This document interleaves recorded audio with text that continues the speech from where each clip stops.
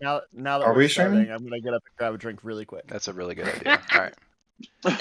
Meanwhile, nope, that's Might not do what I a want. refill here in a bit of my I love my tea. dysfunctional nerd family. We're gonna start with Caleb, I think, because for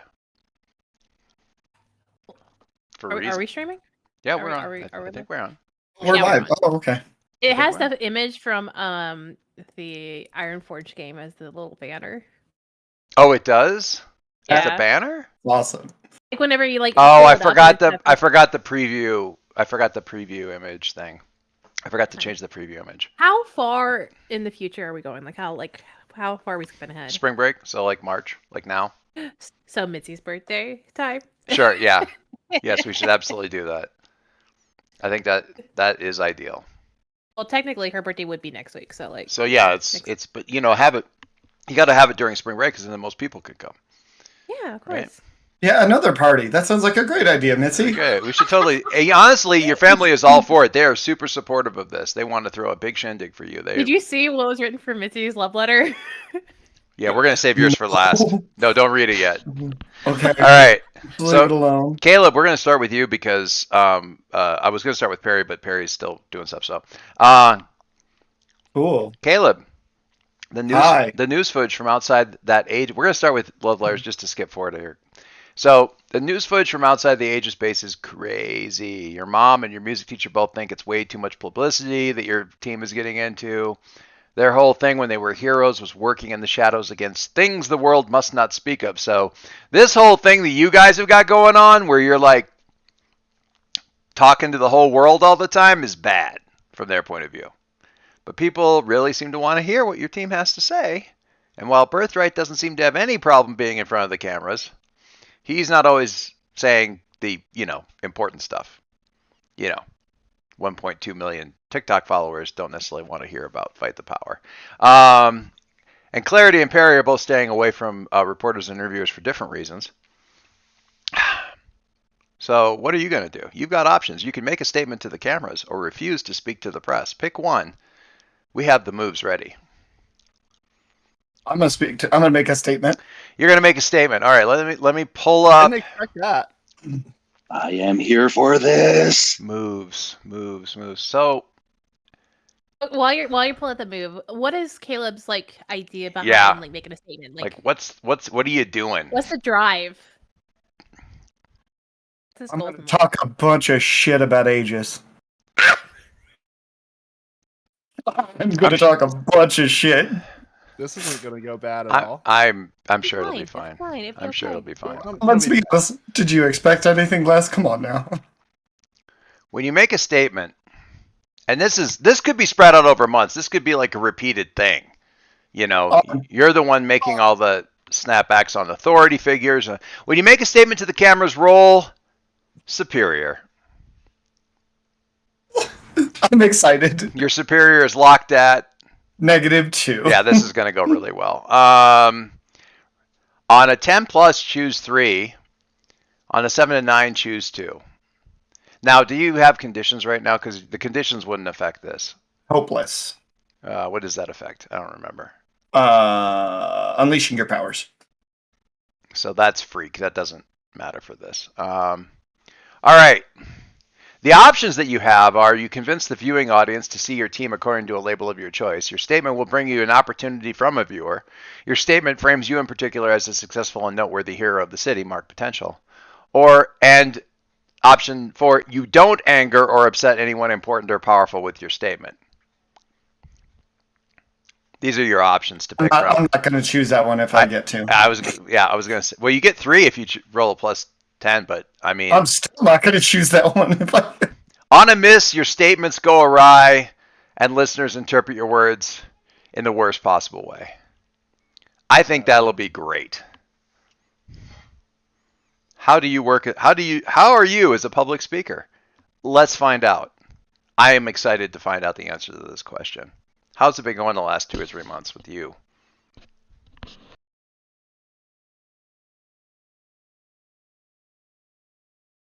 Bonuses or penalties. Okay. I want you to imagine the bagel I'm eating as a bag full of popcorn I'm shoveling into my mouth while you roll.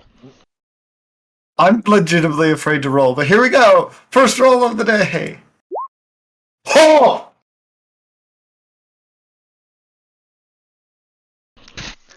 So mathematically, when you're rolling 2 dice and adding together, a 1 should be impossible. Oh no. Oh no. Good job on that. Oh dear. See, when you subtract 2, it is possible to get to a 1, but you managed to find... Riot Squad, we do the impossible before breakfast. As long as the impossible is really bad. I've gotten a 0 before, so I Yeah. feel you. I was thinking, since our new bit is like talking about how shitty all of the superheroes and secret agencies are, that we should rename our team Cancel Culture. I mean, Not That's- actually. that's not a bad idea. Maybe that's what people call us that hate us. Yeah, that just becomes a running joke. Like Riot Squad, aka Cancel Culture. That makes the struggle bus the cancel culture caravan. I mean, Frank.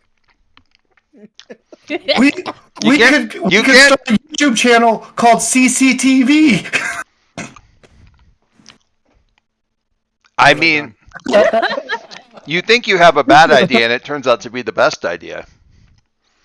That seems to be a Sean. pattern here. Oh my god, Sean, I just had an idea. Now that you're like the star, you gotta do like promos as Silas now on TikTok. Yeah. Uh-oh.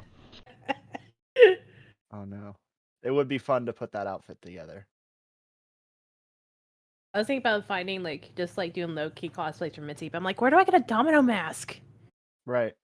You just order a pizza and then cut it out of the box. I'm sorry. I'm gonna go to New Mexico. It's actually fairly easy to make one that you can mold to your face. I'll send you the tutorial. Sweet. I'm Okay. sorry. That was a great show. Oh, Okay. thank you. Okay. Worth it.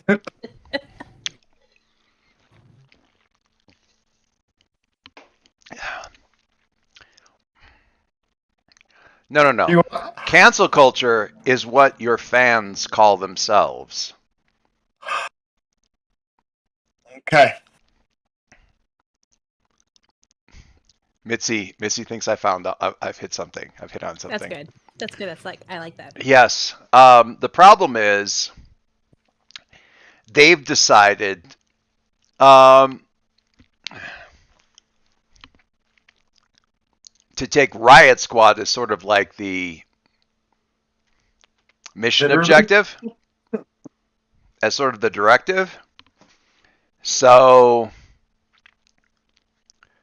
protests and vandalism have been the soup of the day for about the last 2 months.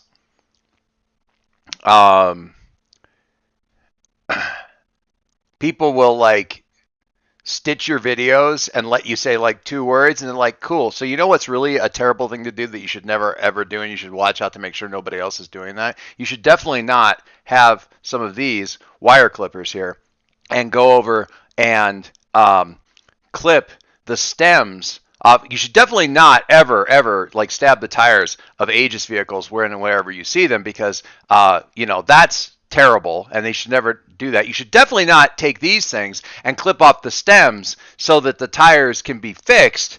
You should definitely not do that. You should definitely not do every single one of the stems, because they don't have any extra, more than the extra tire. You should definitely not do that. You should definitely not only pop 3 tires, because if you pop all 4, they can take an insurance claim by calling it malicious. But if you pop only 3, then it's still considered an accident and they can't claim it on their insurance. Definitely shouldn't do that. Definitely shouldn't do that. You should definitely. So, that works out really well, because I actually figured out what I wanted to say directly to the cameras too. And you should definitely not buy this particular order off of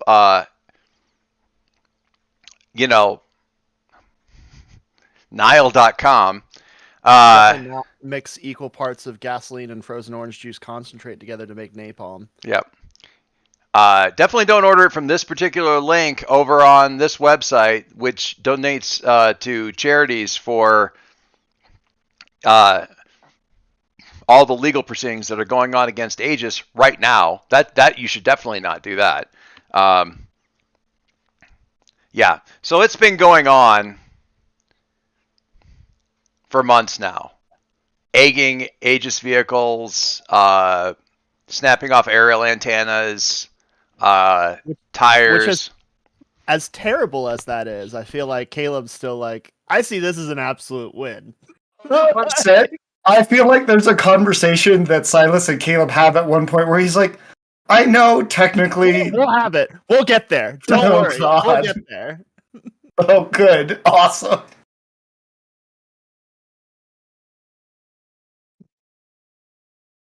Who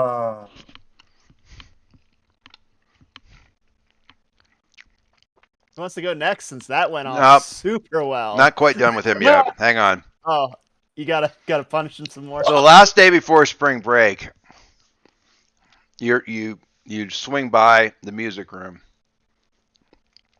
What is his superhero name? The Lilac Wizard. The Lilac Wizard.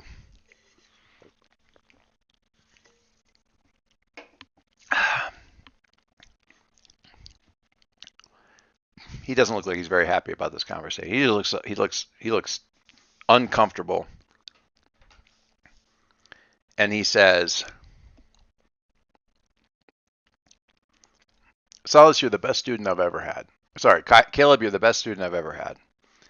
And most enjoyable, fine. And I mean both in school and outside of school for That's all the creepy. other things. I'm doing this just because it's funny. Now, you know that I and your mother have both had a bit of a problem with how public you've been, but that's fine. That's it's your thing. It's your generation, to a certain extent, and certainly you are addressing different issues than I did when I on the team that I was on. It was a different era, and it was a different kind of problem. You're not dealing with eldritch horrors from beyond Anymore. And you are certainly an app student. I think you've adapted well, and you've learned a great deal about your magical gifts. I think you've learned as much as I'm going to teach you right now.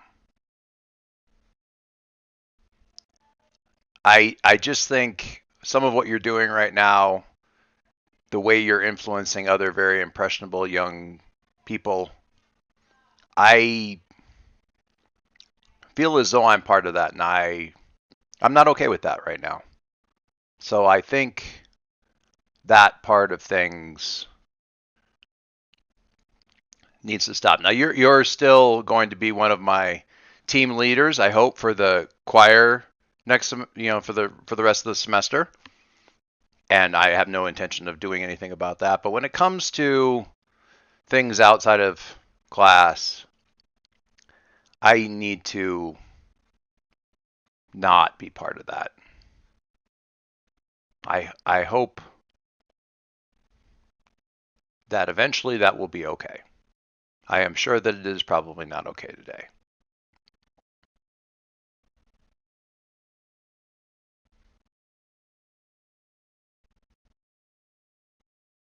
Got it. Yep, I'm sorry. I know you think you're doing the right thing, and I hope you are. I don't like Aegis either.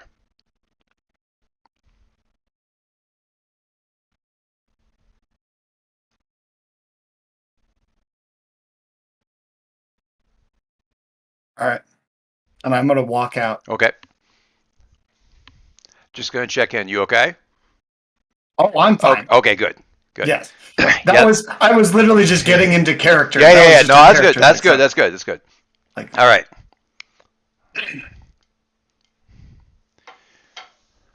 The life of a delinquent. So, can I actually go do something though? Yeah. What? Okay. So after this, I'm gonna go. I'm basically gonna go as far away, like as I can go to like any like junkyard or outdoor thing, where I can absolutely just start destroying things. I mean, like full on, like no holds barred. I want to wreck anything near me. Just absolutely destroying things.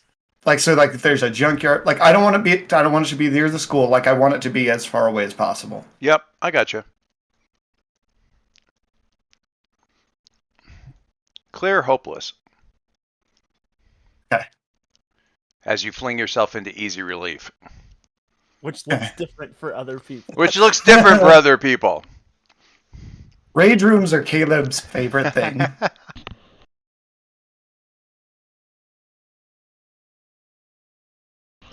Okay, Perry, are you back? I'm here. I'm on a bit of an ad hoc setup because, short answer, yes. Hi. Okay. That love letter. Which love letter? Yours? Yeah, the one to me. I was just, wow. These are all. All right, here we go. Go ahead. Dear Fractal, the damage the clods at Aegis STU, Specialist Temporal Unit, as if irony needed a brand name, is a massive clusterfuck and to a degree you can't even easily explain to most people. And if explaining it is hard, fixing it has been nearly impossible. But you have been trying. Roll plus Savior. On a 10 plus, pick 2. On a 7 to 9, pick 1. Options are, you've reduced the mental damage done to the general populace of Halcyon City from the FPE, the fucking paradox effect, which the press was calling false reality syndrome, including a few folks more badly but recently affected, like Agent Goodall. Option 2, you've limited success. You've had some limited success with the people who've been really badly affected by FPE for a long while. Did you help Facet or help Guardian? On the 7 to 9, people know which one you helped, who you didn't, and that it was a conscious choice. And option 3, you've realized this whole fiasco with Aegis is still part of the larger problem that you built the time loop to fix, and you figured out how it's connected. Ask editorial for details. On a miss, you've healed nearly every mental wound along the eastern seaboard, but at what cost? Take a powerful blow. Hugs and kisses, editorial. Love that for you. I love that for you. Okay. I am temporarily not on All right. Roll20. So Who would you like to have you roll this? I fantastic would like to wait. What does the finger on the nose mean? Not it? Does that mean Not I it. it's No, like that's I not didn't it. I didn't dealt it. I didn't dealt it. I smelt it, but I didn't dealt it. That's what it means. It is now.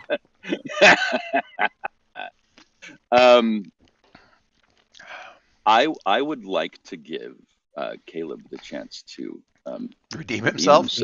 Yes. That's bold. So, Yes, so- Caleb, roll say I'm unchecking insecure temporarily to have it not affect the savior roll. Thank you.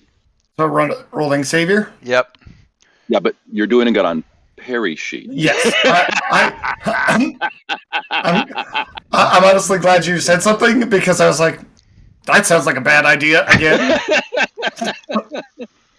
I honestly don't recall what Perry's savior is at the It's a moment. 1. It's a 1. It's Okay. not a -2 is what it is. Right. Okay, and then no bonuses or penalties, right? No bonuses or penalties. Just roll that baby in there. What do we got? Oh boy. Woof. That's We're a doing miss. great. That's a 5. Oh, by the way, Caleb, mark potential. Drew And marked potential twice because fuck. I'll mark potential for Perry over here on his sheet. Gracias. Okay, so This is So gonna go. this is is gonna go the great. I've healed it, but at what cost? Yeah, What you've we healed it ended- at what cost? Okay. Like you've basically like thoroughly scrubbed everybody. I am going to make you pick. Like I said, nearly everybody. So I'm still going to have you say, is it Facet or Who Guardian? didn't? Right. Yeah, because those are the Um, two like sort of big names who've been suffering from early on. And Right. I am inclined to lean toward Facet because I get the sense that Guardian was a jerk, to put Oh, it yeah. mildly, even before. Oh yeah, And also dealt with it not just in the self-medicating, which you can forgive a certain amount of that, but the plans that he put in motion in order to deal with it.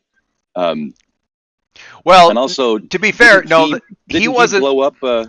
His He was in thing. the suit and blew up the thing, and the Yeah, he was. No, you got lots of reasons to not really like this guy. My instinct is fuck that guy. And Yeah. I'm trying to think of a reason why I wouldn't, and I can't. To be fair, to be clear, actually, not to be fair, but to be clear, Right.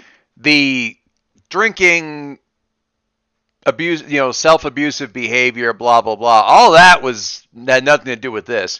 His first experience with the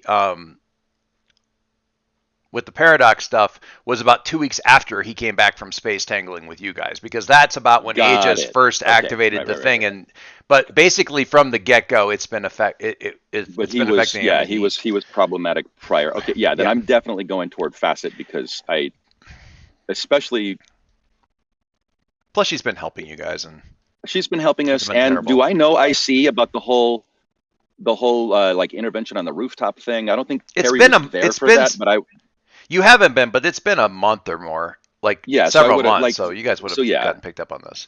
plus there's the whole like not being able, like Perry's whole inability to express emotions to women in general, so I could help her behind the scenes would be a thing, like an emotional level that would be him as yes. So right. it's definitely Facet.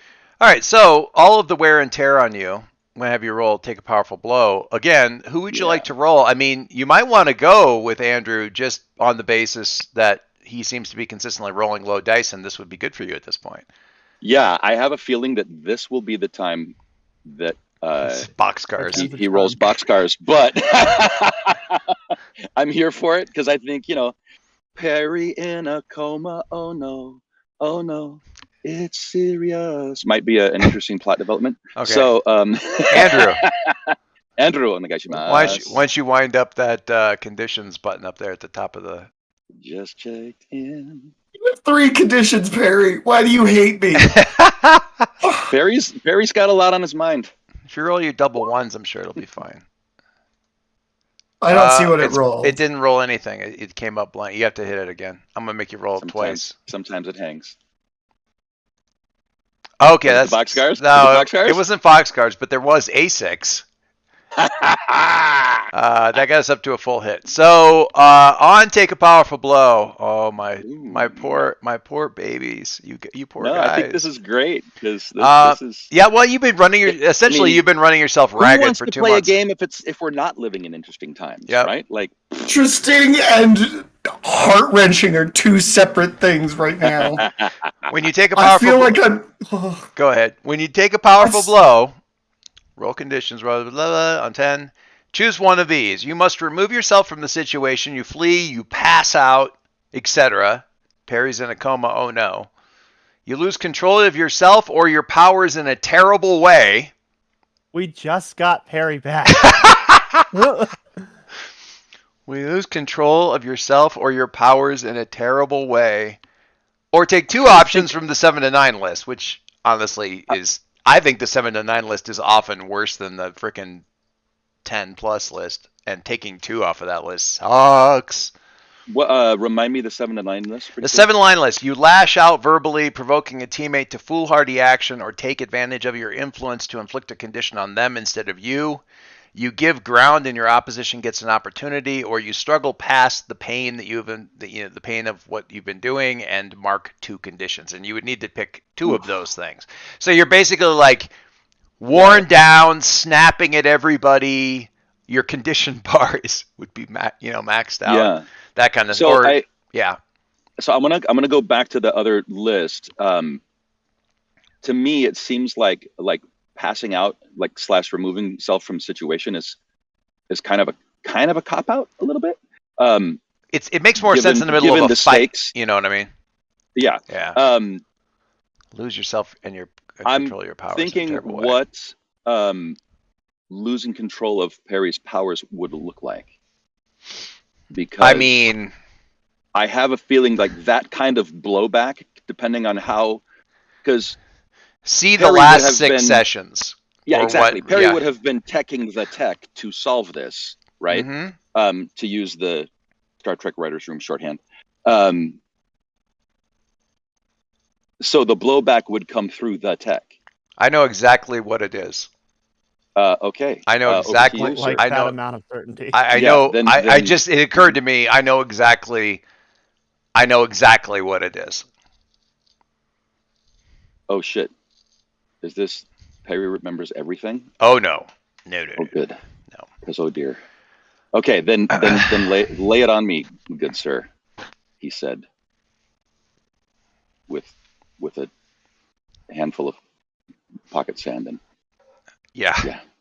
Oh good. In the loop. Okay, go ahead. We're gonna loop back at the end of everybody's love letters, and we're gonna do.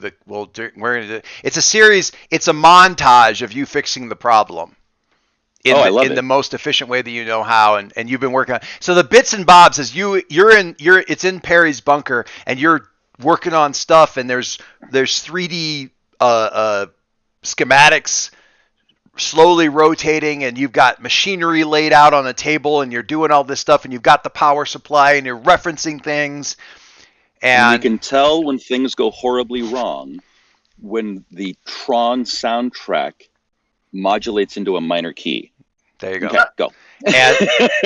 And there's a lot of you taking huge lines of code, like previous code that you've written stuff, and code. Code. Yes. What did I say? Okay.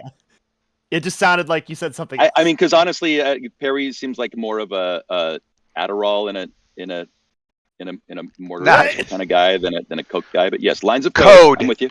Piles of code, and you like taking all of this code that you've previously written, bunches of it, and going no, and just swiping out large chunks of it. And not even most of which the REM statements of what used to be here. Yeah, most of the code that you're flagging out is stuff that's got the comments at the top, the like / comments at the top that are labeled like double asterisk, all caps, fail safe, double asterisk, and you just keep swiping out paragraphs of that stuff. I just realized that my REM statement is a term from when I learned BASIC in like 1982. So I don't see it's unlikely. That comment is called. So, yeah. The fact that Perry wrote an AI in BASIC that tracks for me. All right, all right. So this is working, and people's brains are getting better as he continues to do this thing over the course of, say, call it, February, March, mid to late January, February, and early March.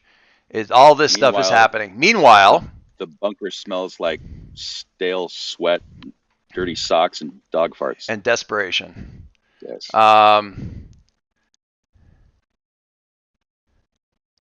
We are live, Dingos, and thank you for joining us. You missed. I'm just going to put this up on the board really quick so you can see this. We've been doing love letters. We started off with a 1 from Caleb on his love letter.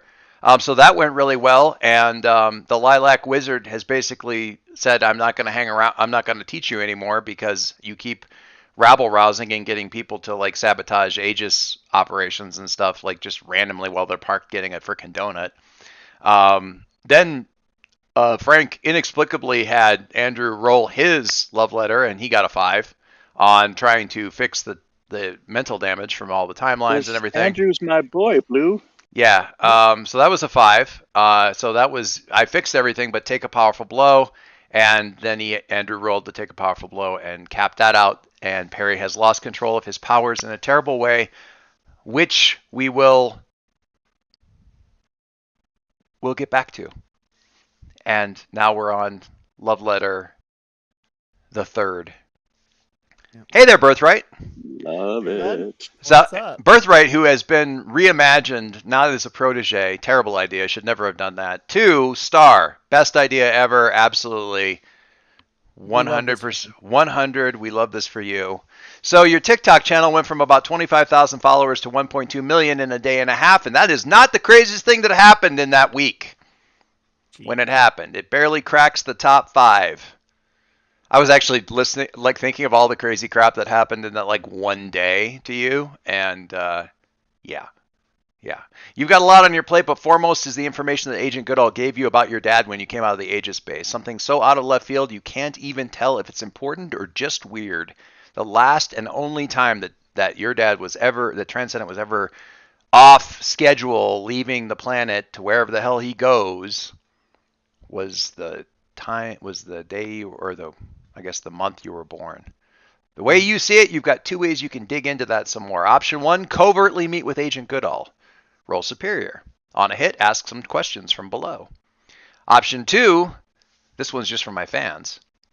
Bare your soul in a 3-minute video about your fucked up childhood and the fuck you sized question mark that is your dad, and see what happens. Yeah, I mean, you're too close to this. The comment section full of strangers is your last best hope for some insight. Yeah, Andrew's horrified look on this is 100% where I was going with that dialogue. But on a hit, someone drops a lightning bolt revelation on your head. So, yeah, there you go. Yeah, so like I definitely think that I'm enjoying the spotlight, but I don't think I'm at the point where I'm like, hey, I think I'm gonna turn on the ring light, put on some sad music, and talk about something that is very personal. I'm gonna visit my childhood home. You guys want to come with me? Let's go on an adventure. We're not there yet, but what I am gonna do is I'm gonna go with the other option because there's some stuff I want to figure out there. Okay. So that's superior, correct? That is roll plus superior. One of the ones I'm good at. That's one I'm good at. Ha. Thank you, Dingoes. It took me 4 goddamn hours to write these 4 love letters yesterday, so thank you. Hey, I we appreciate got that. a hit. You got a hit. What? That is a not failure. That's why I was like, hey. That's why I asked like earlier this week, like, hey, because I know it takes you a while to write. I was like, hey, are we all gonna be here? Just so I say 4 hours. It wasn't all yesterday or something, but it's been like I threw out Perry so many times. I can't even tell you. All right, on 9. I want to know where the hell he goes every 18 months.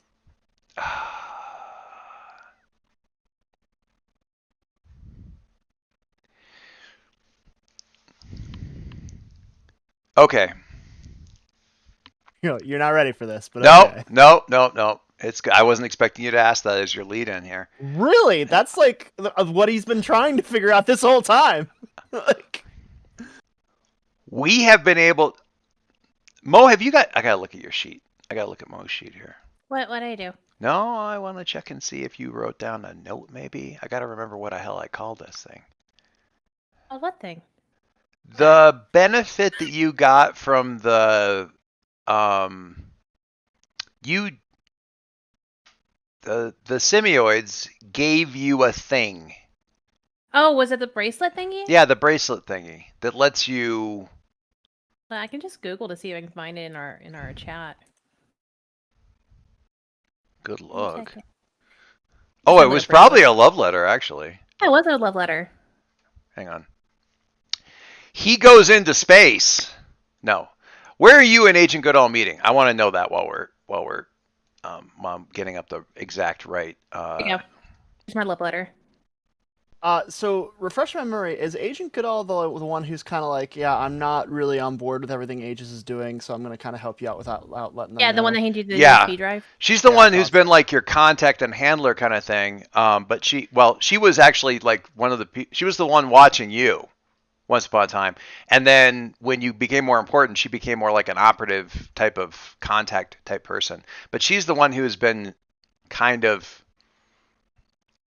So against my better judgment as a player, but in keeping with the naivety of a 17-year-old, I think I'm going to trust her enough to invite her to my little hangout. Goodall's an interesting one because she is not someone that Aegis would normally attach to someone of your power level ever. But so imagine somebody who's quote unquote fresh out of Quantico, or the Aegis equivalent, Right. who has technically qualified to be a field and survey agent, and they give you as your job surveil the son of a very powerful superhero who himself has no powers whatsoever and will probably never have any powers. That's who she was. Right. And then you became you. And she's sort of gotten field promotions as an extension of this. So she's like 22. Okay. She's hardly even super old, you know. Yeah. Okay. The option was they take the influence thing, transposed to the galactic polycule. Okay. All right.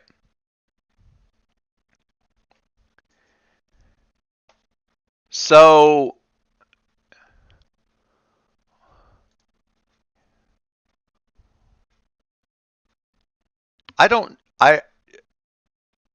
what is your understanding of your father's powers?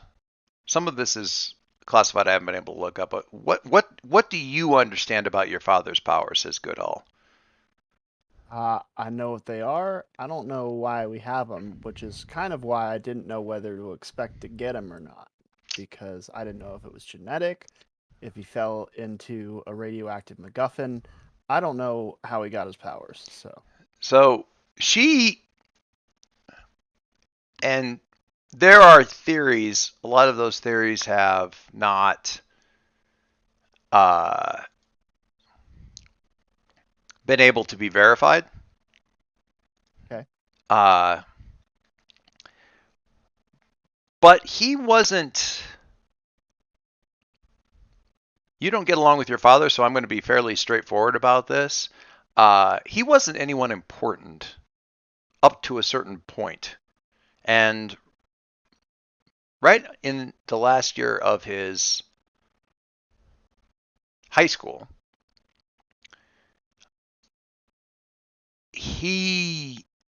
I'll just show you. And she pulls out this old folder, this old manila thing, and it's a bunch of newspaper clippings and stuff about, just imagine, redneck Appalachia news clippings about UFO sightings. You with me so far? Yeah, I got you. Okay. And lights in the sky, a big flurry of lights in the sky for like about a month. And in the midst of these clippings, or the last clipping that she slides across, is this interview with this kid who swears up and down that he was abducted. And, experiments and all this other kind of nonsense. And it's your dad. And then there's one more article about a huge flurry of UFO sightings over the course of 2 evenings in what you think must have been the same town, dated about 2 days after, like that other interview. And everything after that about the sightings, and it dies off over the course of the next month or so, because there's no, our one eyewitness could not be reached for comment. Like that, it all kind of dries up after that. Got a question. Yes, ma'am. Does the article actually say what Transcendent's name is? Yeah. I don't think Silas actually knows Transcendent's name, does he? I don't. So call that a bonus, but I didn't think about that. I feel like it's like Bob. I feel like it's something really mundane. It's super. It's Billy Joe. Billy Joe. Armstrong. I don't know the region, but I'm thinking like total coal miner area. Like, so like I don't Billy know. Joel Smits. Smits. Billy Joe Smits. I love it. I mean, I kind of hate it, but I love it. And this was a while back. Like this was right because your dad is older than he should be by a fair margin. So this is 50s, okay, maybe. Roswell. When did Roswell happen? No, that was the 70s or 60s or something like that. But it's like the 50s. It's the first time like this is when UFOs first started to become kind of even sort of a thing.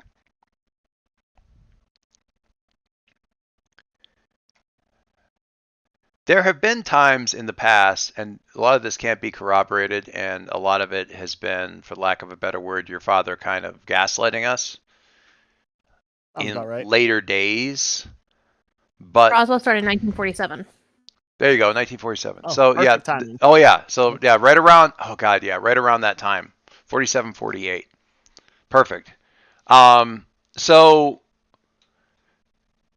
some of the answers that we have in interviews and stuff with Transcendent, where we're trying to work with him early on,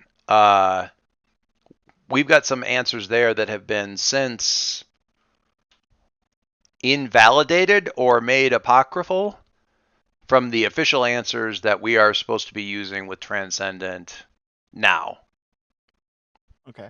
And as I understand it, we take the official word because we want to make sure that we can continue to have a positive and mutually beneficial relationship with Transcendent, and that may not be the case if we don't listen to what the official story is. So the official story is that he manifested the power after being exposed to cosmic rays, and he is doing a routine patrol of the local area of space. Local, the nearest solar systems and that sort of thing to ensure the safety of the planet. One of the earliest interviews mentions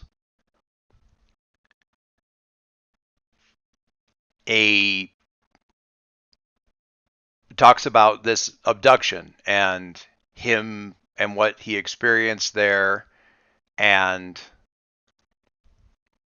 all of that stuff.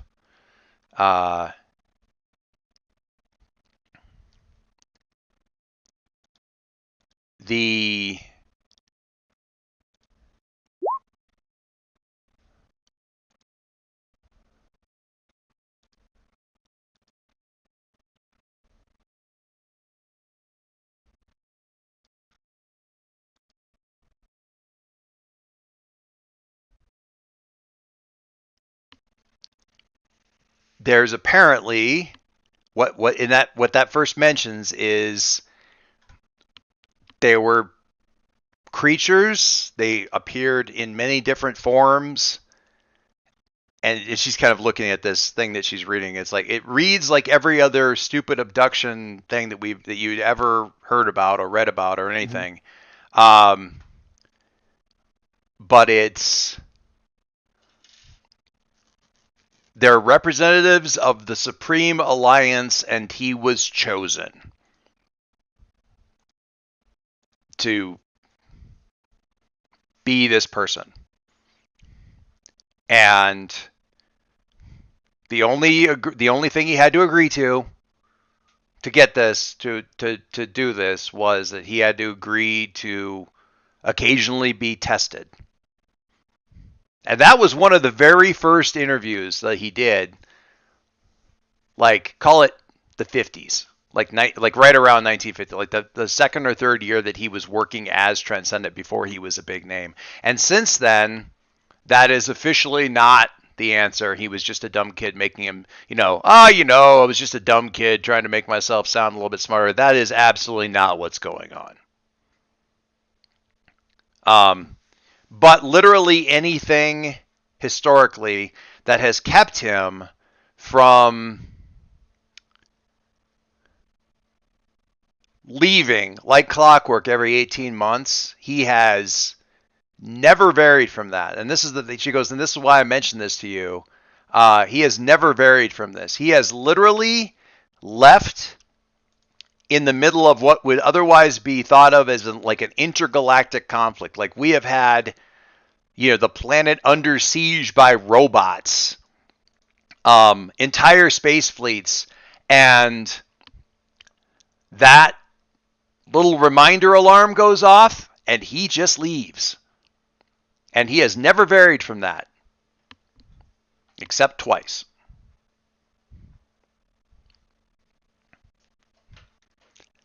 And this last time, you know what the last time was because he couldn't leave. And the other time was 17 years ago.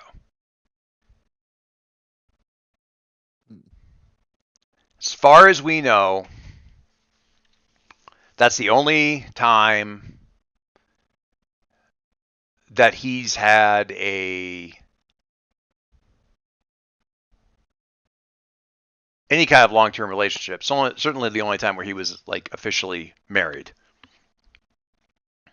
And technically, I guess he never got divorced. He just stopped going there. He went late. And when he came back, well, you know what happened after he came back. How he acted. So he goes to... This is the best information that we have. For anything else, you would need to talk to people who are far better versed in what I can only imagine is some sort of intergalactic political network. Or go out after him yourself. But space is a little bit big. I don't think you can just head east and run into him. True. Well, that's more than I knew before, and some things are starting to make sense. So you haven't ever been abducted, have you?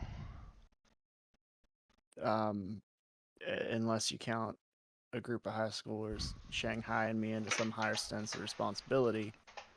Not really. Interesting. No, I just meant we don't know what's been done to transcend it. He is almost the poster child for unscannable. We don't know anything about him. I wouldn't think that if something... It seems unlikely that something like that would be passed on. And yet here you are. That's why I asked. Doesn't make much sense to me either.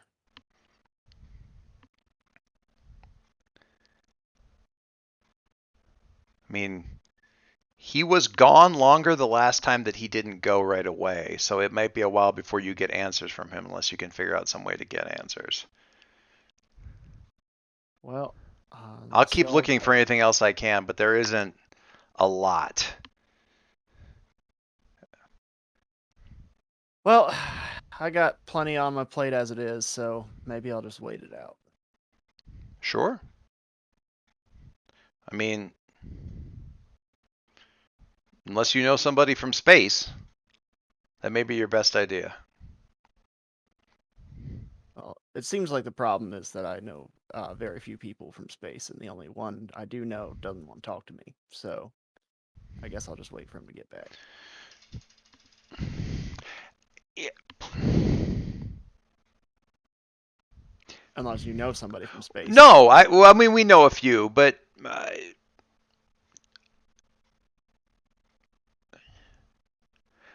we have a better idea of what really happened up there when you confronted the exemplars.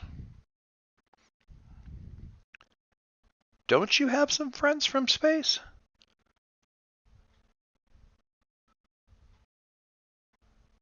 And like the monkey drums start to play in the background, like the transition. and I really like, we have friends, and then the Wakanda thing happens. I was thinking monkey drums. I was just thinking the little like monkey with a tamper. Ding, ding, ding, ding, ding. No. You know, that's a good point, and I might have to look into that. Thanks for bringing that up. I scored really well on analysis. If you need anything, let me know. And if you see your friend Fractal, do let him know that I appreciate the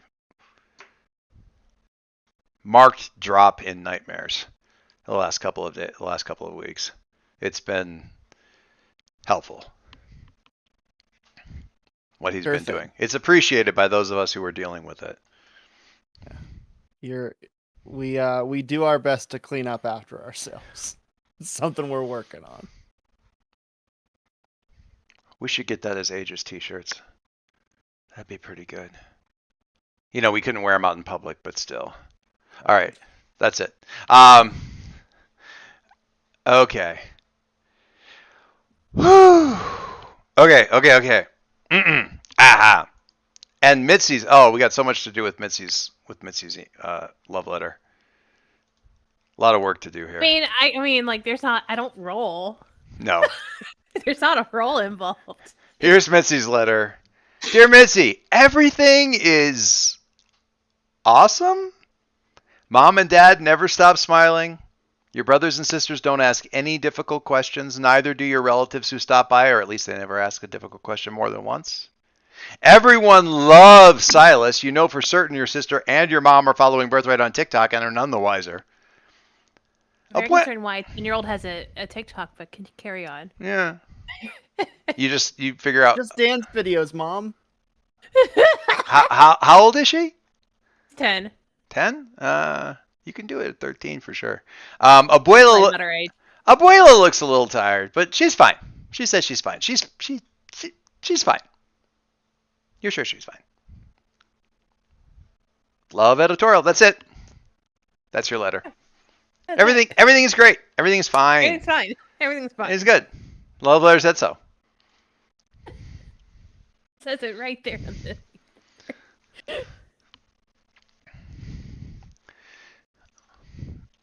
Poor Mitzi. There's sort of the classic teenager thing of like, I know that my adults in my life are handling some shit that I should really be handling, but I don't want to handle it. And even though it's clearly too much for them too, I'm not noticing it while they handle it because I don't want to think about it. You know, I think she's so distracted with actually being uncomfortable with the new relationship. Like yeah, Silas is back now. Like he's. Look at Dingoes. I'm laughing at it. Rude. You said, "How are you still gonna miss when you didn't roll?" When you didn't roll. Okay, so I'm sorry. I didn't mean to interrupt there, but now he's not running off to space anymore or anything like that. They're actually having been able to spend time together. Yeah. So maybe she's just completely like wrapped up in that.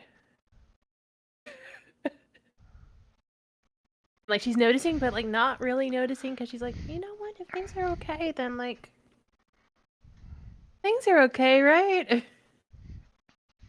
I'm just gonna keep telling myself things are okay until one day maybe they'll be okay.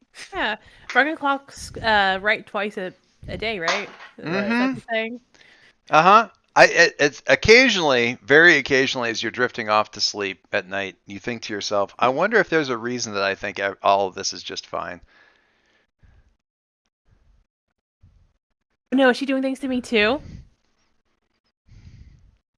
Abuela. I mean, She's stronger than she is. You and I both know that she isn't, but it's also so much easier if she is. Oh god. I think eventually, like maybe you'll get like closer to her birthday and like, or maybe it's like one thing where like, I don't know. You set the scene. We'll figure this out. I think she will try to like figure out what's going on and like, she can help Abuela because Abuela is like Is she struggling yet? Like, or is she just like sort of just low key exhausted? She is. She's of that generation where they're exhausted and they wouldn't show it, kind of a thing. So she's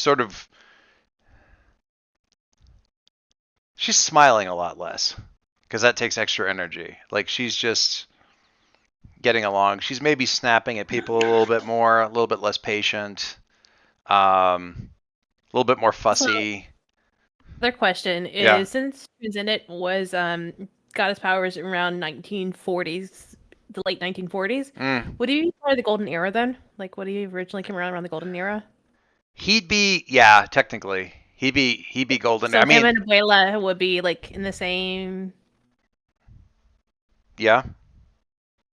Okay, I was just curious. That's Yeah. all. 'Cause... Yeah. I mean, she talked about him a little bit and not liking him very much, but she never really got into it a whole bunch. So yeah, Abuela's just tired because she's also binging all the birth rate videos on TikTok. We walk in one day, like Mitzi walks in one day and she's like, "Oh, she's watching Silent." No, you walk in there and she's like trying to do one of the TikTok dances, and Oh, no. I just want to be popular like you kids. Anyway, no. They do love their grandmas. They do love their grandmas on TikTok. It's true. Mm-hmm. Meanwhile, throughout this, Perry doing all of his stuff, running all of his programming and checking it for bugs and error checking and checking and checking and checking, and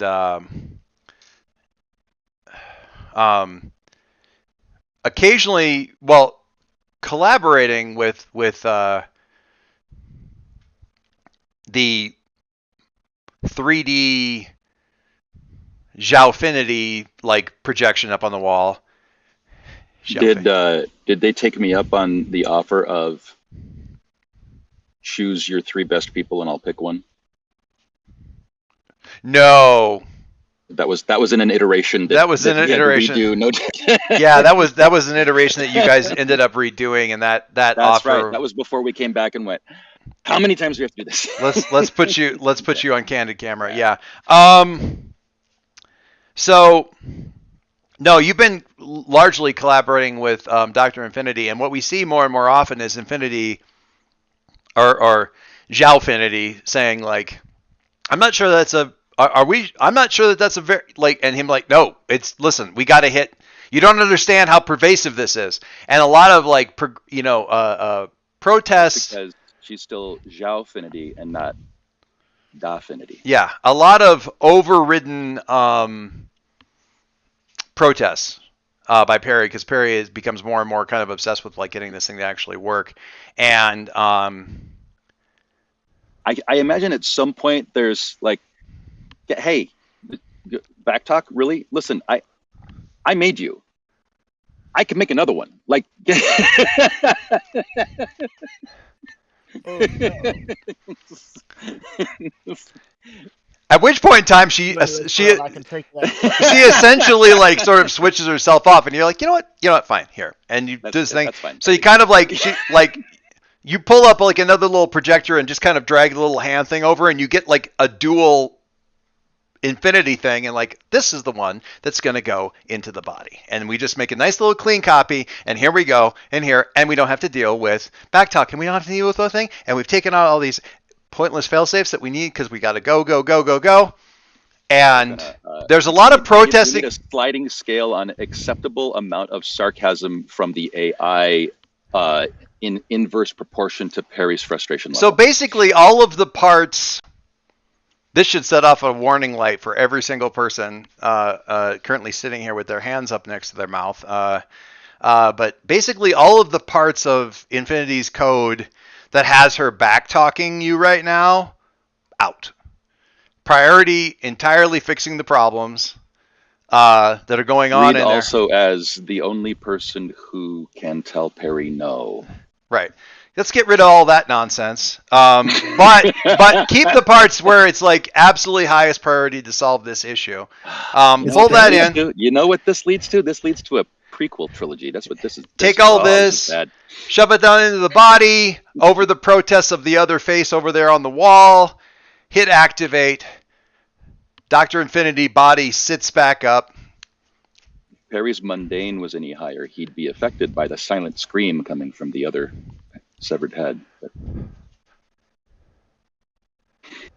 Perry, if you create HAL 9000, I'm gonna fight you. Metatemporal director protocol activated. Prioritizing.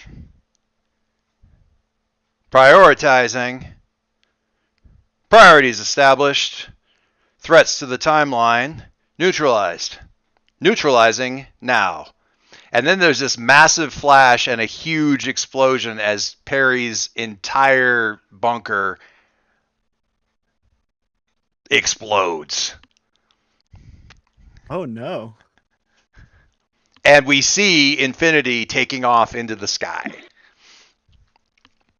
You just made Ultron. Good. Awesome. And I quote, lose control of your powers in a terrible way. Fantastic. First off, fuck you, Sean. Secondly, oh my god. First off, what? Fuck you, Sean. Fuck you. I believe it was fuck you, Sean. Yeah. I was fucking with Mo in the chat. While that was going on. Basically, he said, is Perry a brat tamer? And there goes Mo. So I was cackling because. Yeah, but isn't Silas kind of a brat? So Caleb. Sorry. I mean, sorry, mommy. Sorry. Remember in Sorry. episode 1 when I said, "Oh, we just screwed up the park. That's great. Last time we nuked the city." Yeah. So Caleb, as you swinging by Perry's place to pick him up for something the next day, hand wave, you're coming by his house. And you basically come around the corner to where you would go down to the basement entrance, and there's a hole in the side of the building where his windows used to be.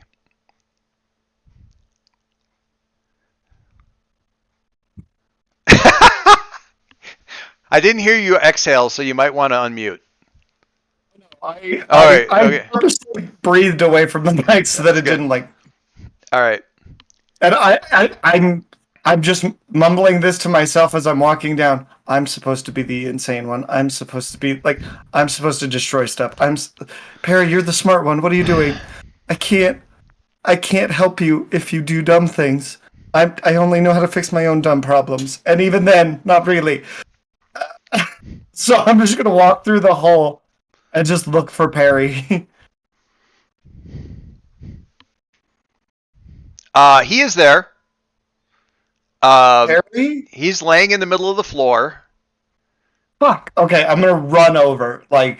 He's like, it's like a blast burn. You know what I mean? Like the black on the ground and the walls and stuff like that. He's like about 1.5 feet. His feet are about 1.5 feet from the center of that. And he's laid out.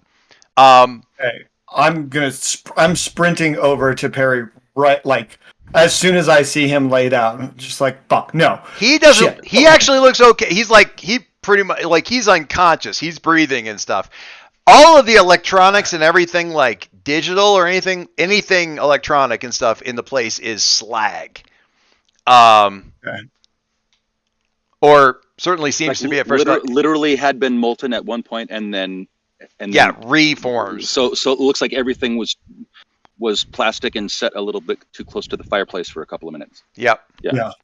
But Perry? Oh, go ahead. No, you go. Perry, are you okay? Hey.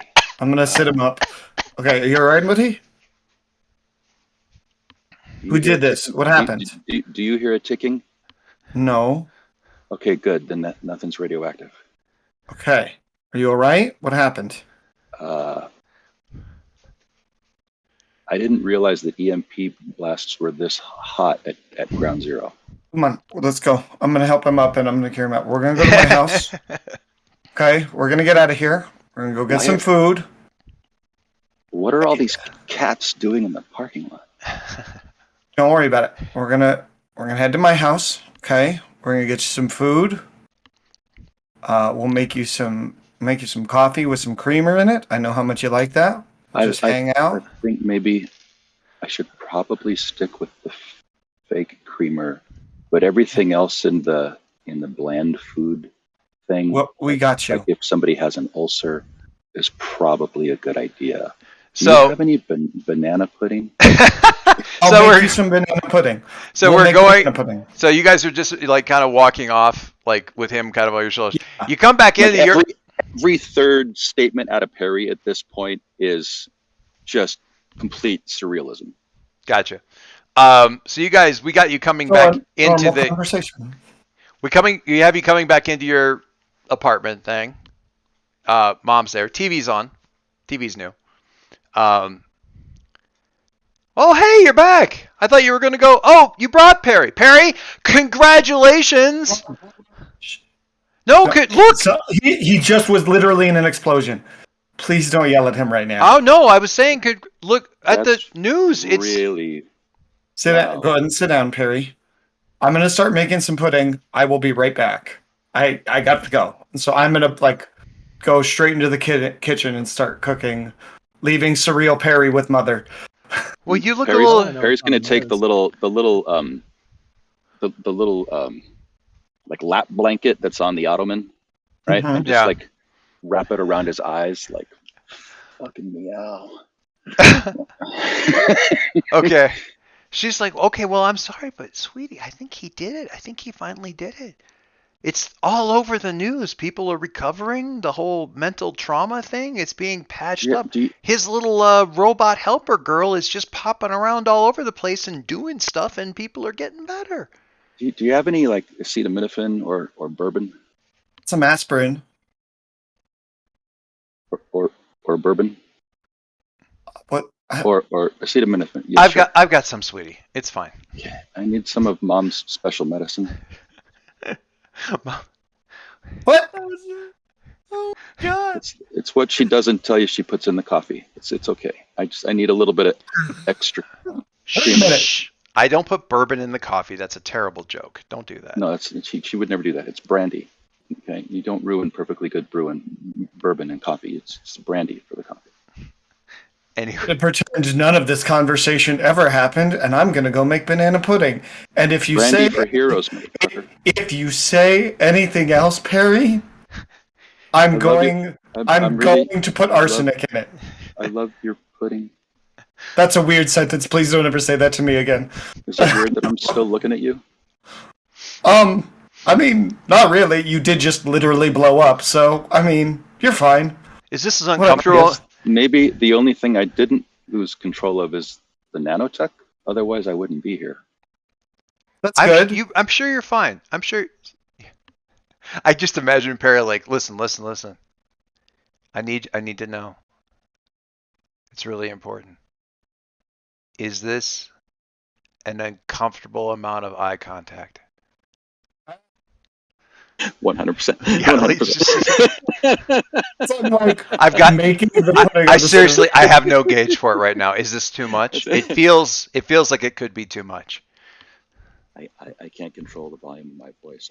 I'm not whispering to be romantic. If I talk any louder, it hurts. Perry, are you hungover? I think Not Perry yet. might have tinnitus. Hungover would be a step up. Yeah, hungover would be a step up. So yeah, the news. I'm gonna need a V8.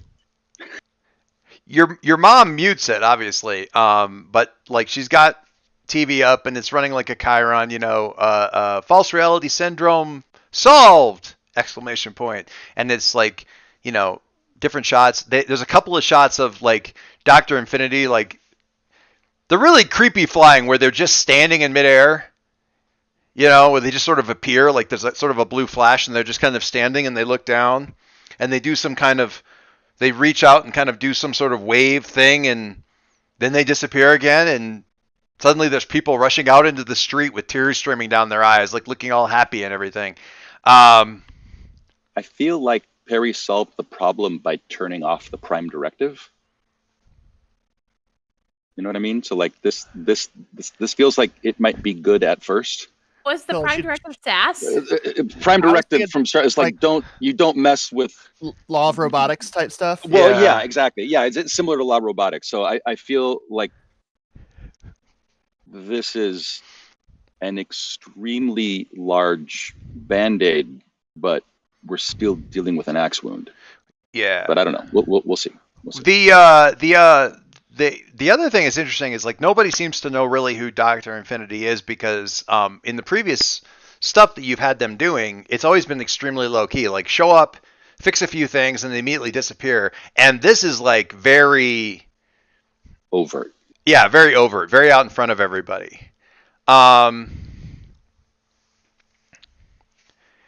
Mitzi, you're getting a text message that you're question. getting. Yeah. Real quick. How much does this iteration of Dr. Infinity look like Zhao? So Mitzi, you're getting a text message from Zhao that says, "Why is there a robot teleporting around the city fixing people's brains, and why does she look like my mom?"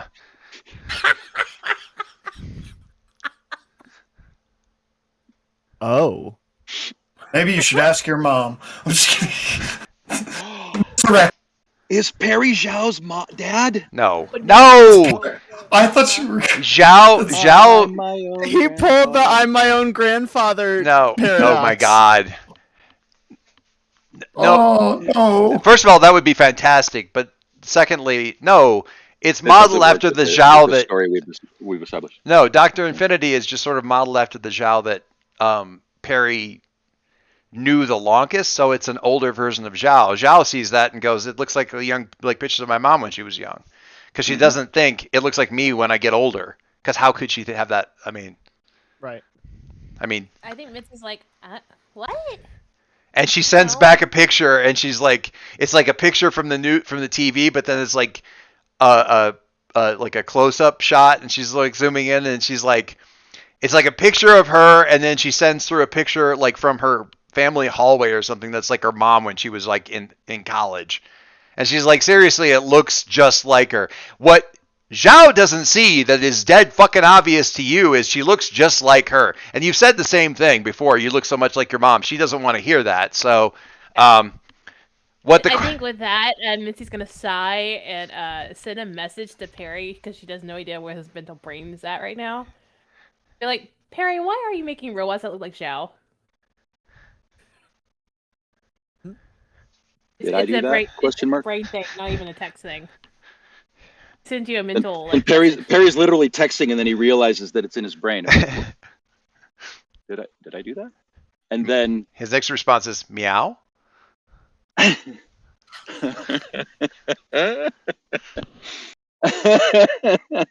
there's like a mental image of one of those little lucky cat statues with the paw up. Do you know where the fucking meow reference comes from? Not even a little bit. Okay, I'll tell you after. It's not worth the tangent now. But Perry, focus. Yeah, how when you blip a message into Perry's brain, it's like she's speaking in your brain. Like it's like a brain, like almost. Yeah. But I want to say that in Perry's current mental state, there isn't like a governor on his send switch. So this is kind of like, I would hope not. Well, I mean, you're sending a message, but you're not just getting "did I do that?" ? You're getting everything. Or no. And a little bit of "did I do that?" in the middle, you know, is kind of the sense that I get, because Perry is not. I'm going with this blow was powerful enough that you're getting the fire hose, and you know, have a sip. Right now, after 2 seconds of getting all that, I think she cuts you off. And, well, and, like send a message to Caleb and be like, "Have you checked on Perry lately?" You've seen the space filter on TikTok, right? Where your head is floating around in space and math keeps going by. That's kind of that. What at least one piece of what you're getting, and you don't understand the math of it, but you do understand kind of what he's doing, like the ultimate goal of the thing is now after he's already hit the start button, he is double checking his work. Like he's double checking his code. The program's already running. I sure hope there aren't any bugs. Yeah, and now he's checking it. Class is math, so as soon as she sees making a list, pressing start, and checking it twice. Yeah. No, I don't want to hear this. Because the thought is probably the most definitive answer or reason for his distress is none of the code, none of the directive should be calling for blow up my point of origin and possibly kill my creator and slag all evidence of the means of my generation. That's outside of original operating parameters. Yeah, I shouldn't have screwed with her sarcasm protocol. That was a mistake. Well, that wasn't. She holds a grudge. I could have dialed back the hold a grudge protocol, maybe. There's well, the thing is, the one that you copied into the body didn't have any of that. There was the other copy of the original. It's fair to say that this isn't the original Dr. Infinity. Well, and there's enough iterations of me that have happened that there may be latent code in there that I don't even remember putting in there, because Lord knows there's plenty that I don't recall. Right. And I also know that she hasn't blipped by to fix me yet. Right. So. Well, and the point is, though, well, she maybe thought that the fix was going to be exploding the building that you were in. The Dr. Infinity that you spent the most time with. The horse down after the barn has gotten out. Yeah. The Dr. Infinity that you spent the most time with. Like once the body was gone and you had them and you were doing all that and plus everything in the pseudo mall and all this other kind of stuff, that's not the Infinity that's in the body. You have a reset to factory standard plus take out all the safeguards version that's flying around the city. Which means that I still have the one I spent the most time with if she survived the explosion. If she survived the explosion. Yeah, somewhere. Mm-hmm. That might be the thought that is most like central once you actually have it in your thing. Andrew. But really. So wait. And she's like, yeah, and she backs out. She's like, no, not have this conversation. That's all. And then you send a message to Caleb too, right? Mentally, you're like, I think, hey, have you checked in on Perry lately? I'm just gonna be like, just look through my eyes for a second, and I'm gonna look at Perry, and just show him, just like. And Cameron was an Egypt lad. Oh God. My he Cameron go. He asked for banana pudding. I'm making banana pudding. What happened? His bunker blew up, so I think he's gonna be staying with me for a bit. Did you know that there's a Dr. Finney now that kind of looks like elder version, like Xiao? Not Xiao, but like kind of like Xiao's mom, but Xiao and her mom kind of look alike, but like, you know. Why don't you come over and have some banana pudding with us? Technically, Dr. Infinity always looked like that. It's just Dr. Infinity was never really out to be visible so often that people really noticed. Not that there's a lot of people that would go, hey, I know who that person looks like. I gotta check things here, and then I could probably come over. I'll have to double check. Yeah, a little bit of time before the pudding's ready. I'll make coffee. We can all sit down. I'll send a text to Silas, and we can figure out why Perry's bunker blew up. Because his bunker blew up.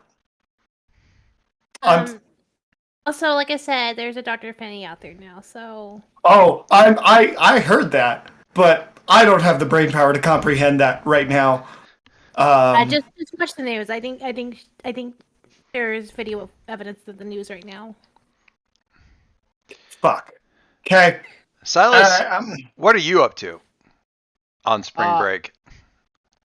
Well, I'm not on spring break anymore. There's a crazy robot flying around. So.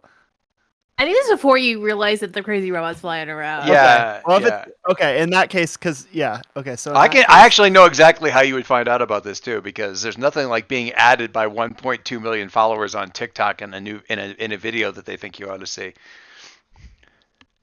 Gotcha.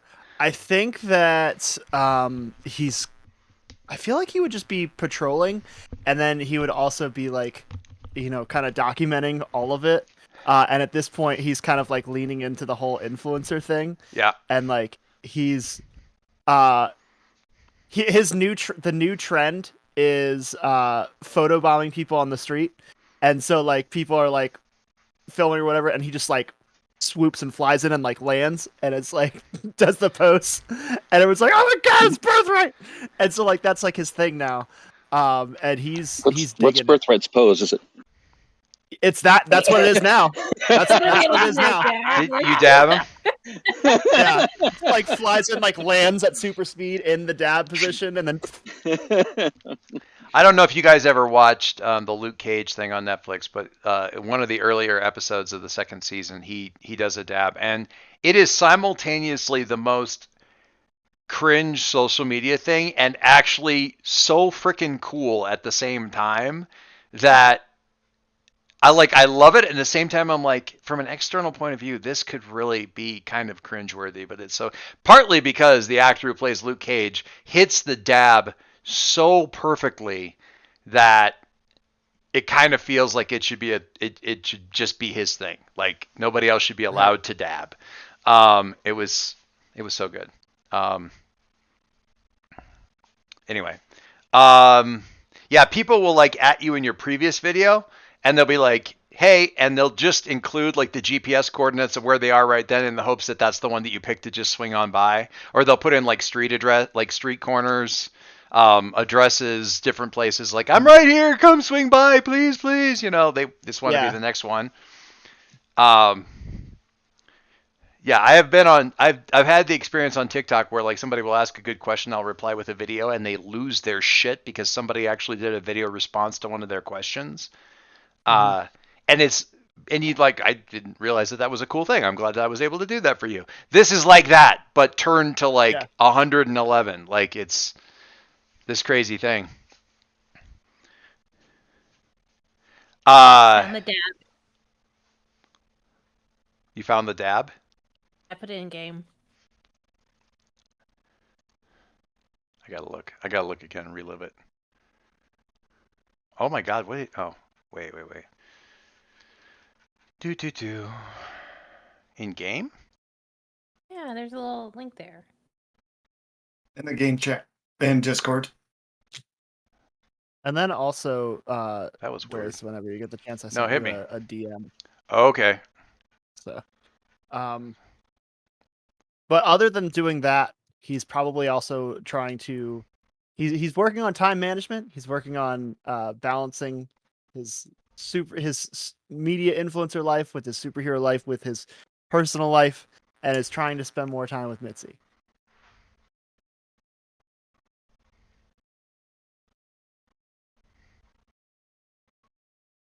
Was that it? Okay. Basically... What am I looking at? Not you. I mean, what right. Joyce was. Nobody look. Nobody look at the stream for a second. What am I looking at?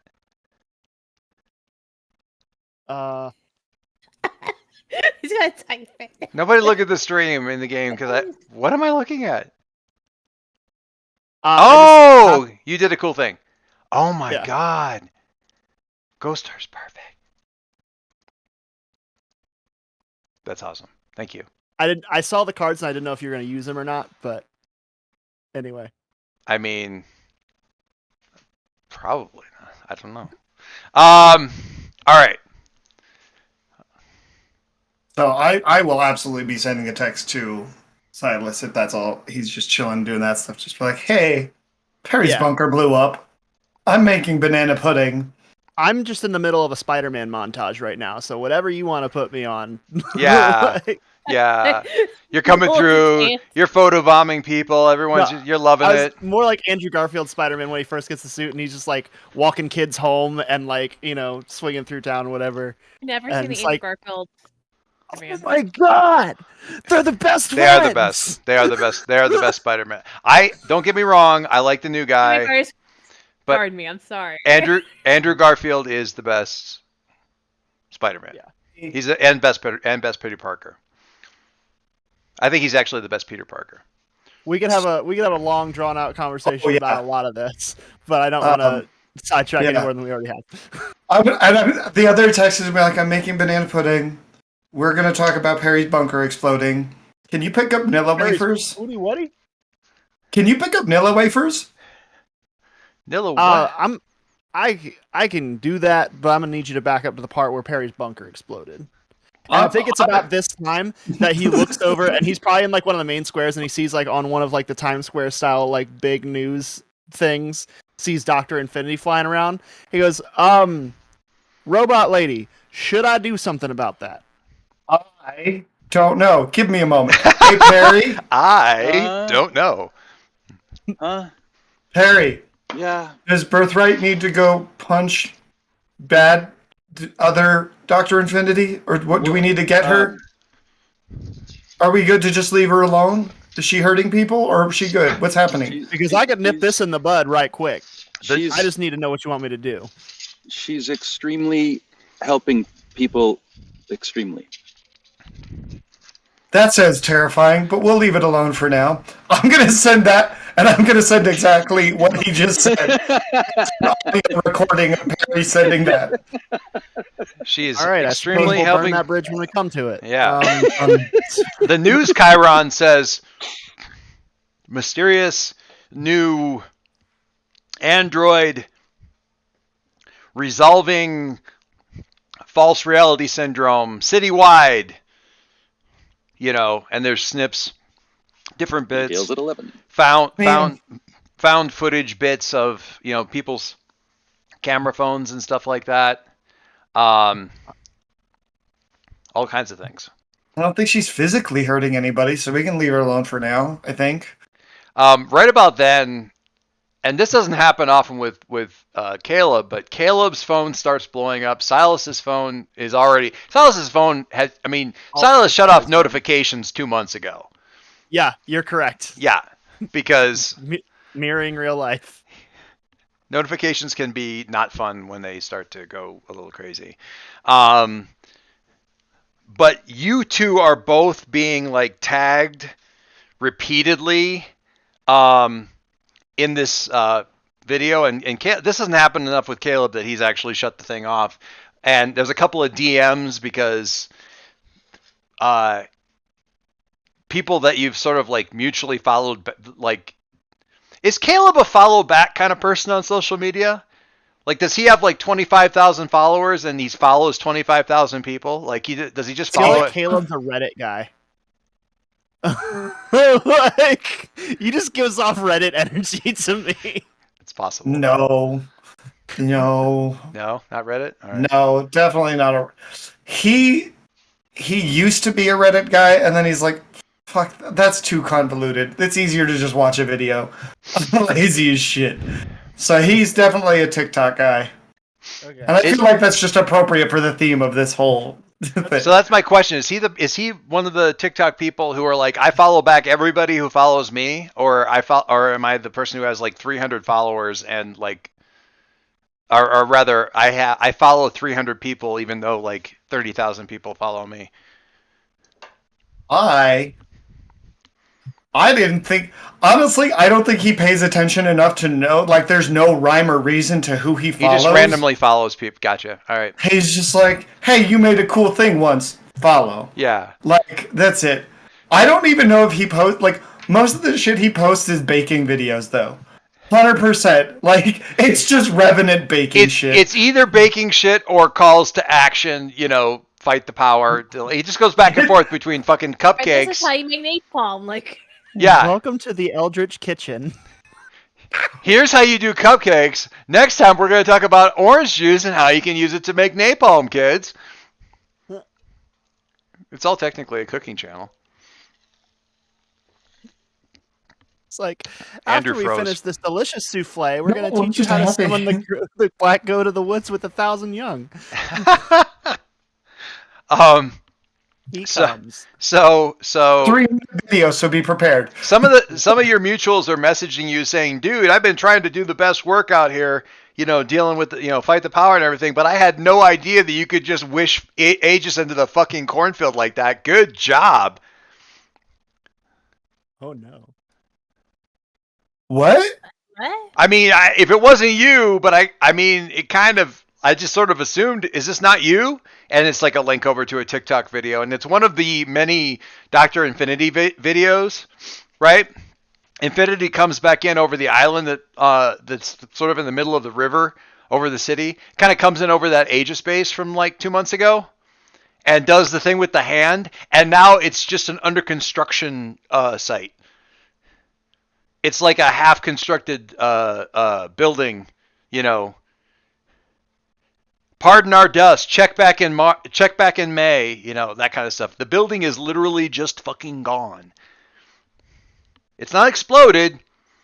It's something else.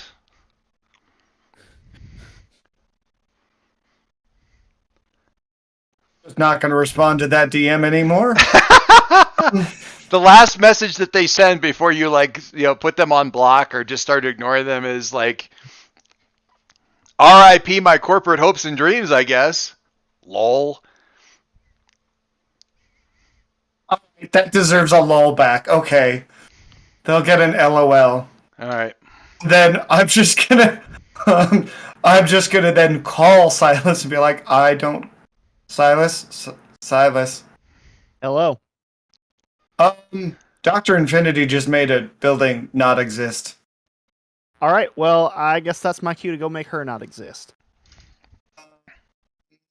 Be careful? I don't know. I'm telling you that. When has that ever been our MO? I will see you on the other side, brother. Oh. Well, maybe I'm saying be careful because I'm not there and I want to fight somebody, but this pudding isn't going to cook itself. Yeah, and this TikTok following isn't going to grow itself. I It think. might. Look, it's been a couple weeks since I've had a knockdown drag out fight. It's been nothing but these photo bombs and the dab, Yeah. and I'm itching, man. I'm excited Me about it. too. Okay, Go. I know. Look, Somebody. I wish you could be here. Hard. I miss you. I miss you so much. It hurts sometimes. Oh my god. It's a FaceTime call, absolutely. It's a FaceTime call? You're FaceTiming while you're flying? Yeah, we are. I've got like this frilly pink apron on too, just because I think over the battle vest. This is the thing, like Silas keeps telling you guys, like, you guys need to get like 1,000 followers so I can start doing lives with you guys, but you got to get enough followers so you can do lives. Right. Then we could do like we can do team lives. How awesome would that? He's and they're like trying to bring. He's like trying to bring everybody up with him, but Absolutely like, not. yeah, Absolutely nobody's on not. board. Nobody's on board. I don't think Mitzi even has a TikTok for clarity. Like, it's hers.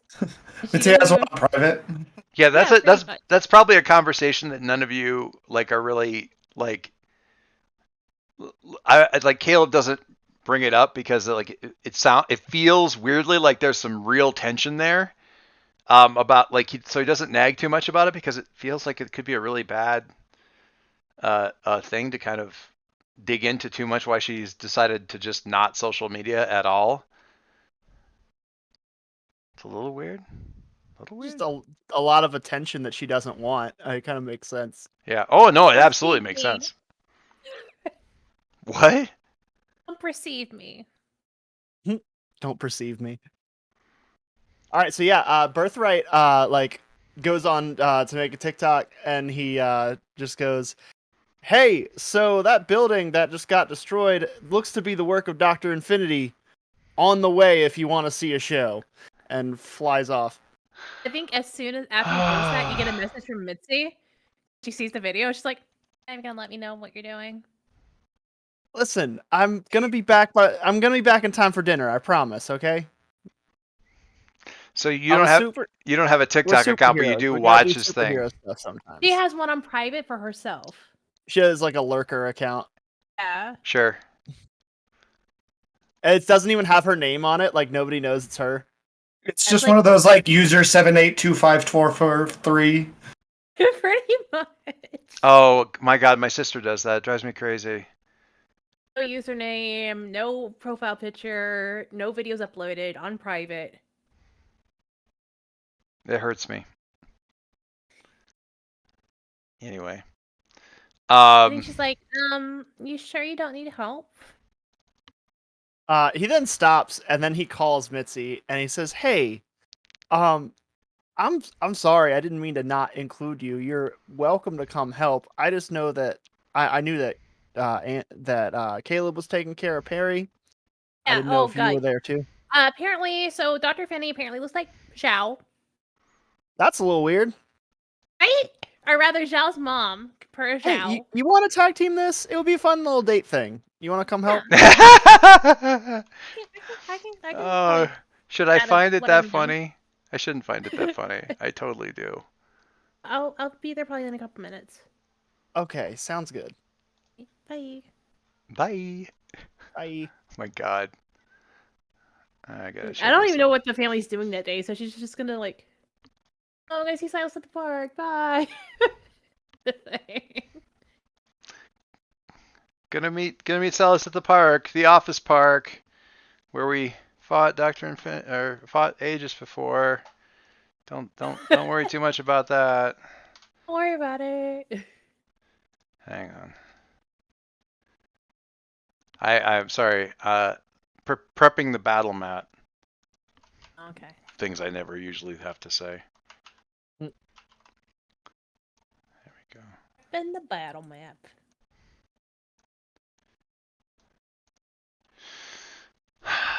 Gotta find all the pictures. Gotta find all the Dr. Infinity. Under TikTok. Now here's a fun one. Where's Dr. Infinity? Is it under NPCs or villains? Both? It's possible.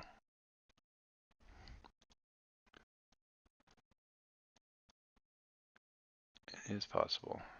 I imagine at some point there's a conversation between Perry and Caleb that just ends with Caleb going, "What the hell is a petard, and how do you hoist it?" Oh my god. Oh, nope. Tokens. There you are. I think while we're talking about this, I'm reading in chat right now. Dingoes? Are you calling Dr. Infinity your girl? Is that what you're doing? That was from Be Gentle to My 3-4 Love. sessions ago when Perry was going and waking up from the Neo bed and about to leave, and Dingo's, I saw in the chat later, it's like, "Don't forget your girl." I was like, "Grab the head." Grab the head. Yeah.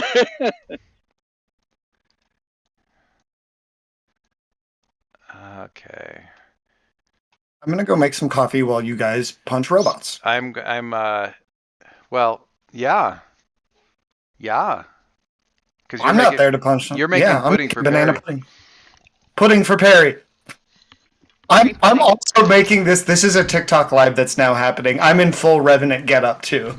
You're doing this like just It's Bill and Ted going around like carrying like bowls and like exactly. I literally have them like I basically made Revenant's Kitchen. Yep. The Eldritch Kitchen. That's what it's called. I should make a quick explanation for the chat. Because we did all of the resets, Silas decided to use one of the resets to his advantage and start donning a mask, considering the fact that now he's going to be in the public eye a lot more and doesn't necessarily want Mitzi's family to know that she's dating a superhero, among other things. And so in kind of creating this TikTok persona has added a mask so that he can completely separate the persona from himself. It sounds super healthy, I think. It's huge growth for What him. we also don't know is that Mitzi's parents do know, but also don't know because of Abuela. Right.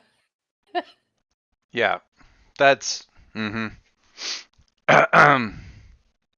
It's fine. It's fine. It's totally Yeah, fine. Fine. That's it's not totally. gonna come back to bite us at all later. I think after the fight, that's what we're probably gonna run into. I have a feeling in my bones.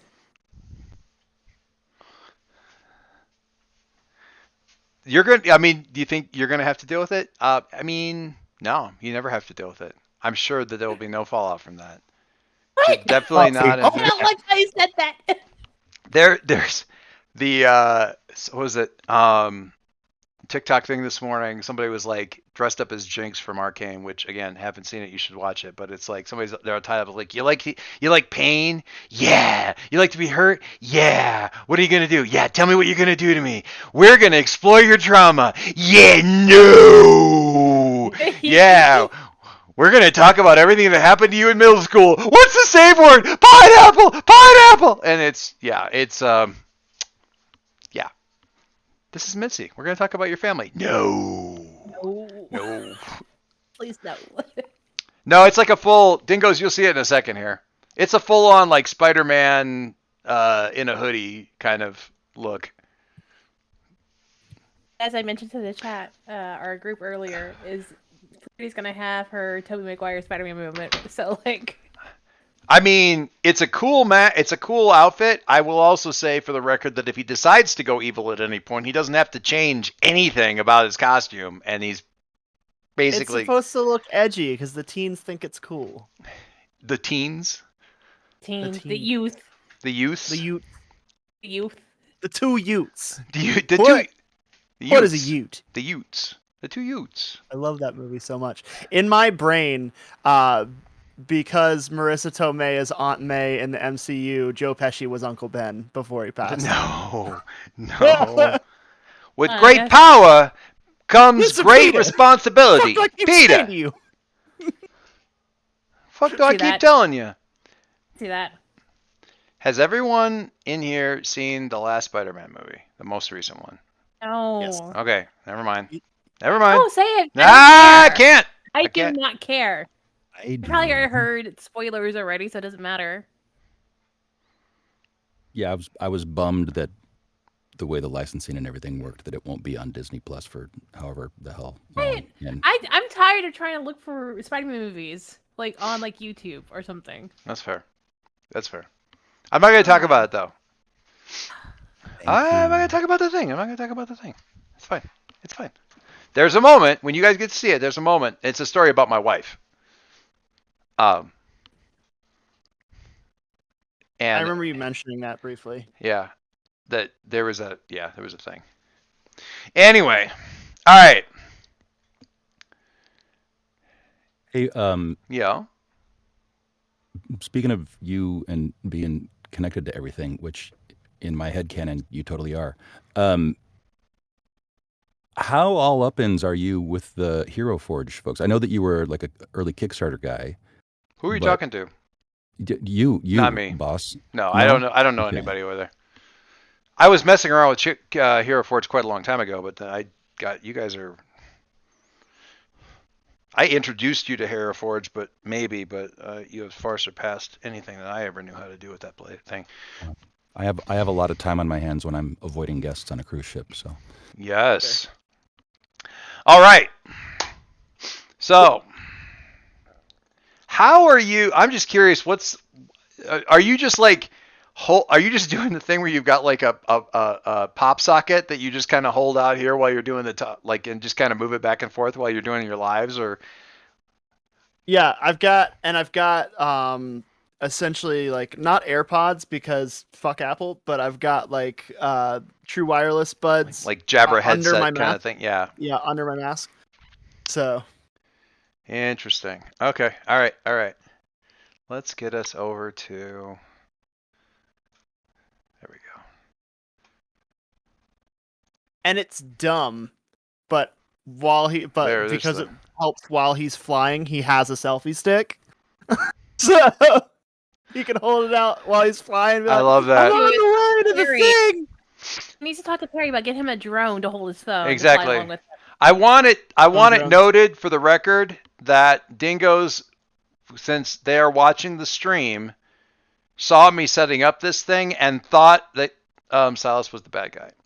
So, just for the record. Also, I had $5 on Transcendent Flies to the End of the Universe to recharge at a neutron star. So, I think I would get a half return on that.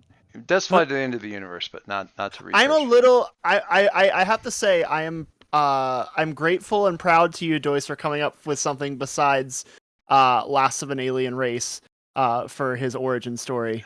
Thank you because I'm already ripping everything else about Superman. Thank you for not also ripping literally a punk 1950s, 1940s backwater punk who would never amount to anything that some random alien group decided to give fucking superpowers to. Yeah, I love that so much. Yeah, for reasons thus far unclear, but which I actually, know. So, all right. So, yeah, this is probably not. I guess maybe Infinity is over here. We're gonna assume that Infinity is still over the construction zone, still scanning for the next anomaly. I was briefly on a phone call when I swapped over. The last thing I recall Dr. Infinity doing was making a building disappear and then Birthright saying, well, okay, I got to go deal with this now. The Aegis building, where all that stuff was happening with you, they reset the building. It's not a building anymore. It's a construction zone where a building is being built. They just made it not have been. I love time travel verbs. Or the verbs that you get out of time travel. Tenses. Yes. Yeah, tenses. I love that you reposted that video with all of the bits in a different order, and yet the order wasn't any more sensical than the first one.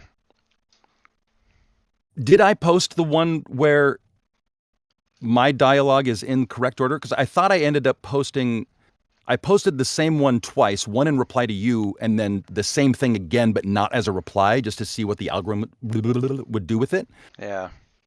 I have a version where I've chopped it up so that what is appearing out of order is me in the background, but I've spliced together, although I recorded it. Well, we can talk about it later. Yeah. Sorry. There's a lot. No, I shouldn't have asked, but it's you're right. I have seen the video. The one twice. That would make more sense theoretically hasn't been posted yet, but yes, that's fine. All right.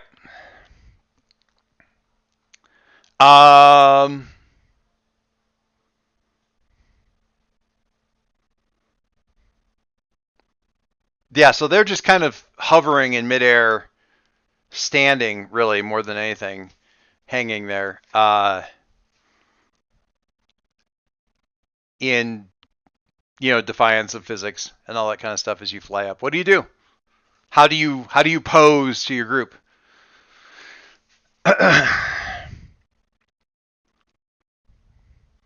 So, has Mitzi showed up yet? I don't know. Has Missy shown up yet? I think you beat her there, so maybe you're like okay. So I get there. Yeah. So the first thing I would do then is survey the area and see how many civilians are around and whatnot. Okay. All right. And do you want to assess the situation? You know what? I think I want to do something even cooler. I like even cooler. One of my advancements was take a move from another playbook, and I popped over to Soldier, and I took before we get started. Before we get started, right. So I love how every single move in that playbook is a Captain America reference. Yes. It's so good. It really, really is. Soldier is the best. And so I have time to clearly observe my opposition before a fight, I would assume. So I'm Yeah, gonna roll savior. they're not worried about it. Yeah. There's it's funny that you've rolled star and soldier into one because my daughter and one of the players from the other game want to do a soldier and star team up where they're both working for Aegis. And they're just like the odd couple of superheroes. Like Simon Pegg and Nick Frost and Hot Fuzz. Yes. Yeah, the soldier and the star. Yeah, exactly. That is a 9. That is a 9. Before we get started, when you have time to closely observe your opposition, roll savior on the 7 to 9. Hold 2. During the fight, you can spend your hold to name a character you observed and either redirect their attack to another character or nowhere into the wall of the sky.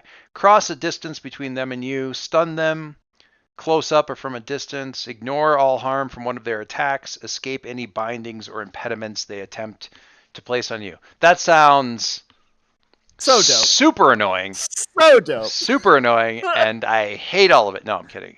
Man,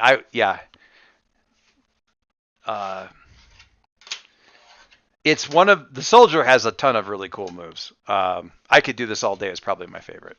Anyway, right. So you basically observed the thing. They're there. You've also, you've observed at least 3 times in the back. Although some of those memories give you a bit of a headache.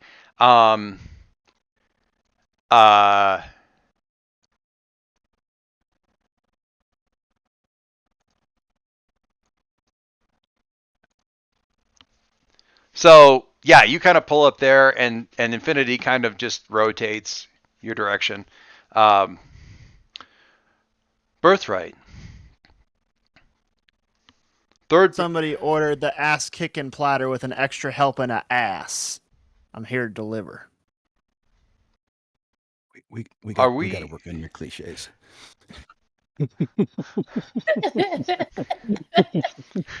And the chat, you're just kind of glance over at the chat for a second, and it's like, lol. He called you a punk bitch. We gonna smoke this banana? There does not need to be any sort of altercation. I'm not doing any harm to you or anyone that you are set to protect. You have been at odds with Aegis. I am removing the detrimental elements of Aegis out of the equation. Anyone who might have known how this technology could be misused has been reset so that they are no longer experts in these fields. Working as intended. Listen, I, as well as the viewing audience, know full well of all of the transgressions of Aegis. He's kind of like trying to like conceal his southern drawl a little bit and try and like sound a little bit more charming. But violence is should never be the first answer to that. And if you're putting innocent people in jeopardy, then that is not the right way to go about solving a problem. Not at all. The building, I didn't destroy the building. The building has been reset. No one was harmed. They are in different locations now. Everything is fine. You should go back to your patrol. There may be criminals. You know what FINE stands for, little missy? Fucked up, insecure, neurotic, and emotional. All of which seems to be boxes you're ticking right about now. We do not have emotions. They were removed in our most recent software update.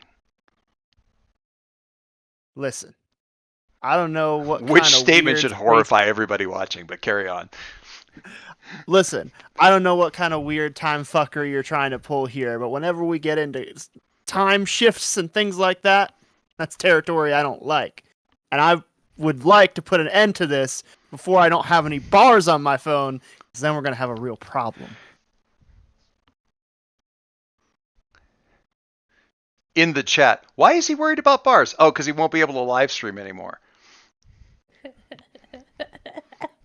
Did I just kill Sean? Just let me know when Mitzi shows up. Yeah, for sure. Can I just say, I was just reflecting on this last night while I was looking at some of the stuff for the love letters. Silas has always been obsessed with bars for different reasons, but now his obsession with bars is entirely selfish. Like it is, right? Yeah. Before it's like, have we gotten into the weird thing? It's like, am I going to be able to live stream this? Right. But the obsession with bars continues, just for different reasons. I repeat, there is no need for an altercation. I do not wish this to become violent. It's really not necessary. It is not part of my directive, and you are not a risk to the timeline at this point. And right about then, Mitzi, you can... Here, let me glide you up here. Where are you? You're here somewhere. While you're pulling it out, is it on camera known? Like, does the public know that Clarity and Birthright are dating, or is it more of like an off-screen sort of situation? I think you guys have to tell me that. No, I was asking Sean because Sean's the one with the camera. So like, so that's the thing is that I'm really Silas is really protective of Mitzi, and so if she didn't want that to be known, he would keep that under wraps. I'm trying to remember if the loop of you guys making out in front of that one building was out. They don't know it was. I wasn't in uniform. Yeah, exactly. So that's what I'm thinking. That didn't get reset because it was outside of the loop, the reset loop that was happening that day. So that would have gotten out there. So Mitzi's hooking up with somebody. Yeah. Or sorry, Clarity's hooking up with somebody. So really, Mo, you're the only one who can answer this question. I think it's like they're professional on camera. Like they're very professional. Like you don't. Yeah. She doesn't have emotions anymore. Just let me at her. You guys got a thing for Dr. I like this. Dingoes, I'm going to be rooting for the bad guy here. It's nothing personal. The heart wants what it wants. I think we all feel like that. So once Mitzi shows up, I'm going to kind of look over and catch her up and be like, says that she didn't harm anybody, says that she just reset parameters, says that there's no need for a physical altercation. Would love to get your feedback on this. I think she holds up a finger because she doesn't even talk on camera. Like she don't like other than like the thing. She doesn't like try to like do too much on camera. So she'll hold up a finger. And I know it's hard to read a robot because they don't really have thoughts. But since code is kind of like thoughts, do you think she gets anything? Infinity is an AI. Yeah. Infinity is a fuzzy comic book AI, more to the point. So for all intents and purposes, they have some kind of spirit to get a hold of to reach, probably. I guess we'll find out. Maybe this version isn't. What are you trying to do? Unleash my powers? Sure. What do you tell me what you're trying to do though? Okay, so I think she's trying to like actually like dive in and see where her like what's going on. Like what okay, yeah, you're saying these things, but like what is what are you doing? Why are you doing these things? Okay. I think that people saying one thing and then like doing something else. I think Unleash Your Powers is just exactly the right thing. Okay. Cool. I love how I can say that and totally agree with you, and yet it doesn't sound comforting at all. No. 16. Hello. Greetings. Wow. The nice thing about this, I mean, the part that makes this easy is that Infinity is, right now is, this is probably the easiest brain you've ever read because it's not, there's no static, there's no extra background stuff. It's not like when you're trying to have a chat with, Caleb and like you're technically having a conversation with him, but you're also getting like snippets of punk music happening in the background and recipes. He's rehearsing a conversation he wants to have with his mom later. Like it's all this extra stuff, right? Everybody's generally a hot mess with like one clear signal kind of coming through the white noise. There is only one thing going on with Dr. Infinity, and that's why it's just so clear. They have determined what the ideal timeline is, and they're going to keep resetting things until everything is adhering to that ideal timeline, and then they're going to keep it on the ideal timeline forever. They have it all mapped out. They're working with the TVA. Fantastic. Sure? I didn't really think about that, but yeah. But not TVA? really. You've seen Loki? You've seen Loki. Have you watched Loki? Oh yeah. Yeah. the ideal, the holy timeline, right? Like, Mhm. but yeah, Dr. Infinity has figured out what the ideal timeline is for Halcyon City, and they will, by God, reset everything until it gets to where it's supposed to be, and then they will maintain that ship exactly along the course that it is meant to be, and just reset everybody who's offline, who's out of line. Oh, her eyes are gonna go back from being purple and just like look at Silas and send a message and like mentally because camera what? She's not speaking for the camera.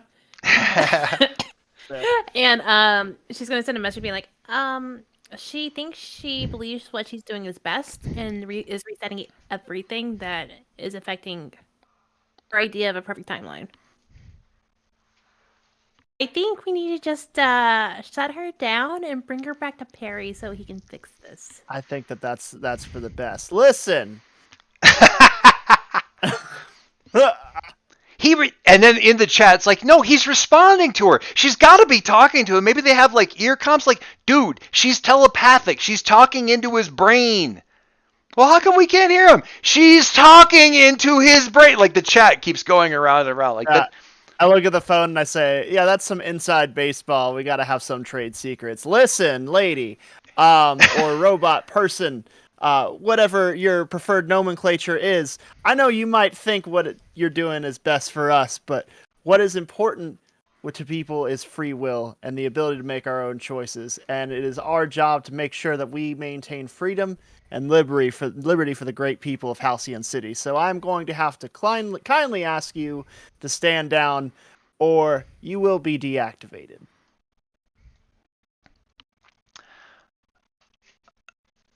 You should probably roll that thing where like you're about to face an enemy thing. The time for the show?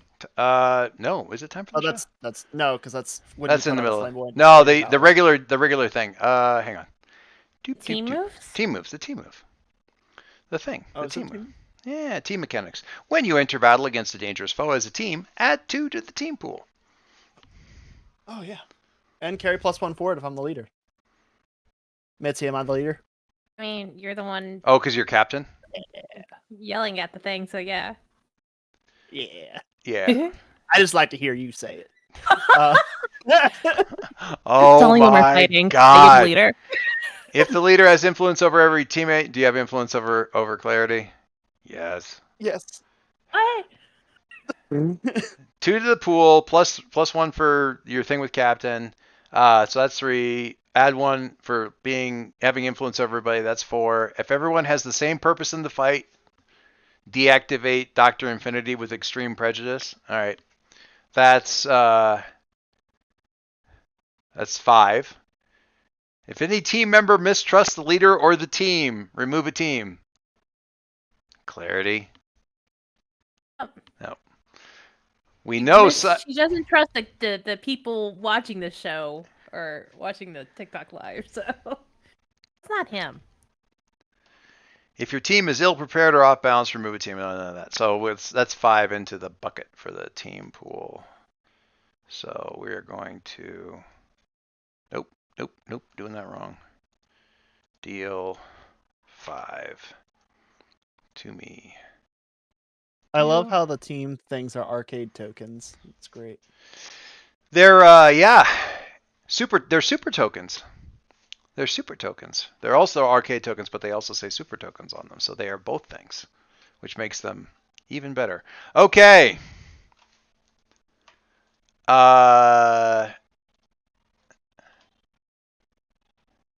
Dr. Infinity says that is not going to be an acceptable result. Except these nuts. Oh my God. So when Mitzi just looks over you like, really? That's Spiral. Like, Perry said it? What? Oh, so Perry can say it and I can't say it? There's like a Infinity like sort of actually just this is not going to be acceptable, and like some little mini portals kind of appear around them a little bit, and these things phase in around her. Ooh, love that. What are those? What are those? What are those? You guys want some help? Yes. Like Perry may have taken a page out of the Caleb 1.0 playbook with those things, because holy crap, those look scary. So I'm watching this live as it's happening, like making this pudding, and I'm like, Mom, I need you to take over stirring the pudding. I think I'm gonna have to go. Perry's like looking out from underneath his blanket, like, I didn't make those. When did she have time to make those? I didn't make those. Oh my god. What if Perry like joined the live and from the couch was the guy in the chair via TikTok? That can absolutely happen. I'm just gonna hand him my phone. I'm gonna hand him my phone and be like, you know how to use TikTok. You're fine. Hey, Perry, do you have a portal to that island? Because otherwise, this is gonna take me a little bit to get there. And I'm looking at my phone, and I say, all right, everybody, it looks like we have a fight on our hands. Oh, and look at that. Fractal has requested to join the live. But he's on there, and his disguise is the fact that he has an Afghan over his head. Exactly. He's just talking there, and it's just like it's just hanging over his face, like.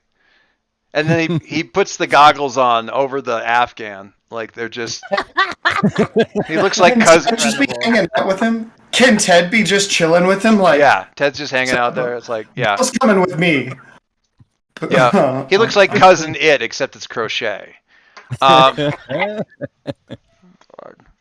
does he see out of that? Well, I can see you because I'm closer to the weave, but you can't see. Oh, never mind. Amazing. All right, what do you do? I'm gonna Silas. So it's like, you know, this thing appears. You got a little beeps and boops over here floating around her. What are you doing? We're just going to directly engage, and since I have an audience, I can roll superior instead of danger to do that. Which is good because your danger right now is sucks. Not great.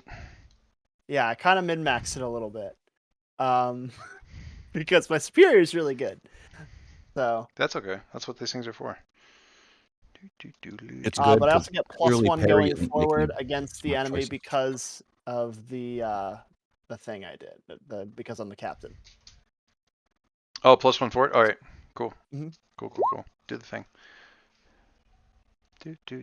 Oh, it didn't. It hung up for some reason. It was so good it didn't even read it. That's twice today. All right, let me try again. It was so good it didn't read it. Whoa! Whoa! Holy bejeez! I guess that is true. Holy! Boxcars. That's boxcars with the +3, is what that is. To the moon.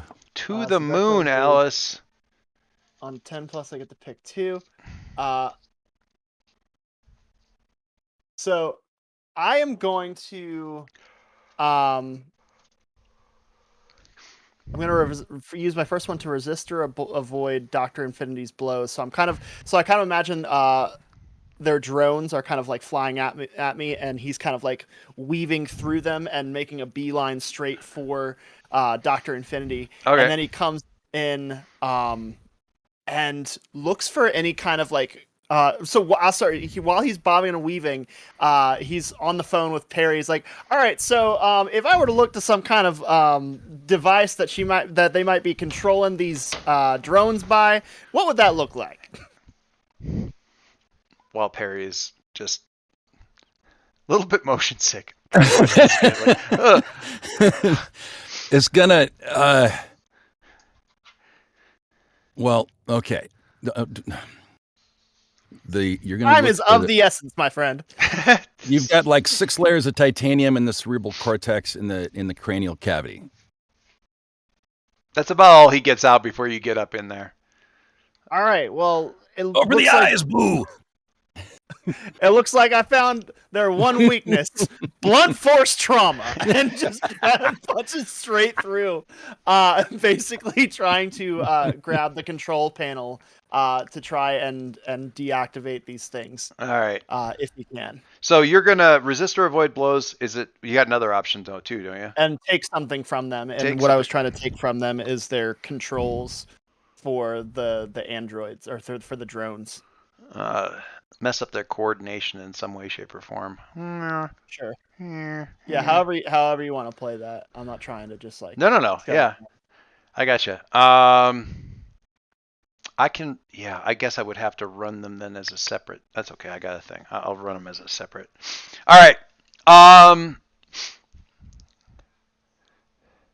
So, okay, that is a whole ball of wax that's being unleashed there. Okay, so you fly up and punch her square in the noggin, and these things have kind of gone past here a little bit as they're zooming about, and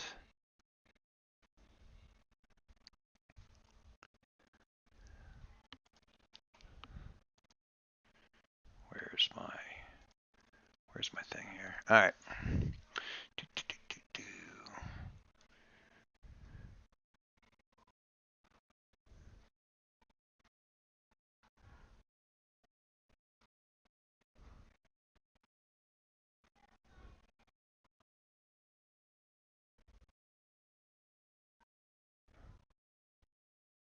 All right. Well,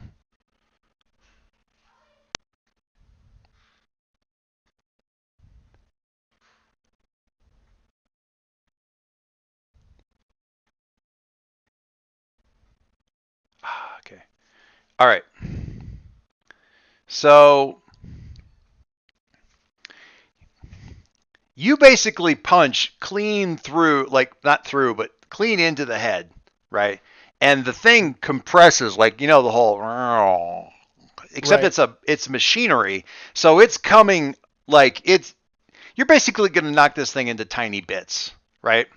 And you're swinging this thing, and just as the impact is happening and the crush and some of the bits and bobs and electronics and stuff start to come out and away, everything gets really, really slow. Like, Oh, hate that. and she's like holding up her hands, like, and kind of like, and she's like pulls her head away from the fist, and all the pieces are still kind of floating there, and she kind of backs. She's sort of blurring, like she's kind of like leaving after image as she goes, but she's moving at relatively the same page. So the little bits and bobs, like those start to go back, and her head sort of popping back out, and she's kind of getting herself back into shape.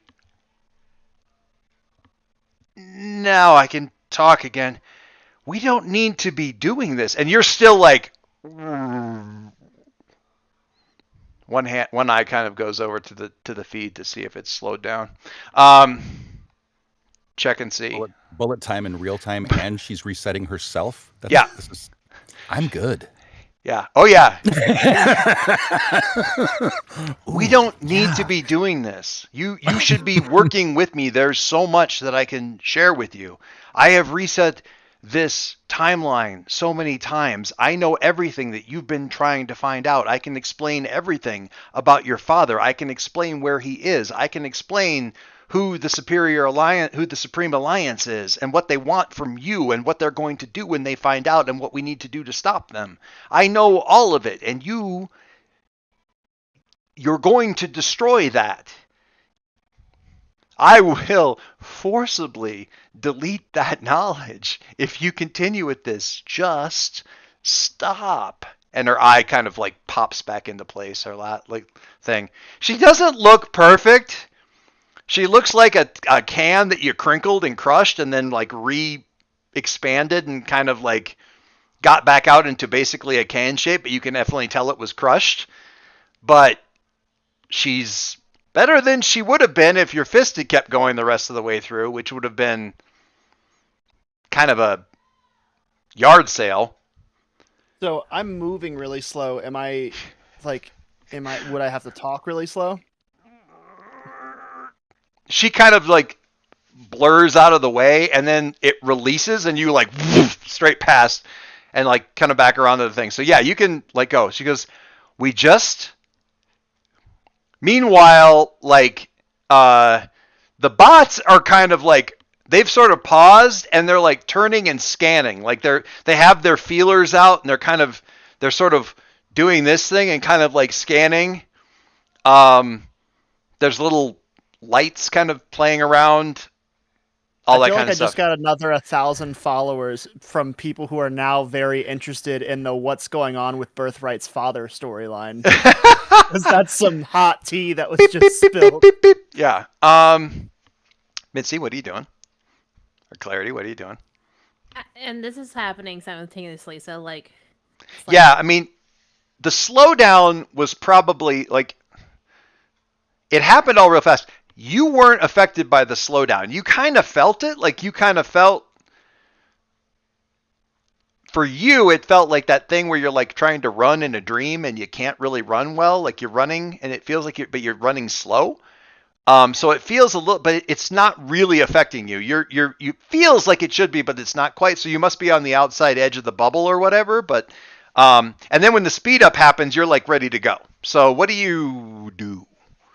Gonna burn. That certainly draws the attention of some of these squid bots. Oh yeah. Squidlings. Squid arrows. Oh, okay. Squidroids.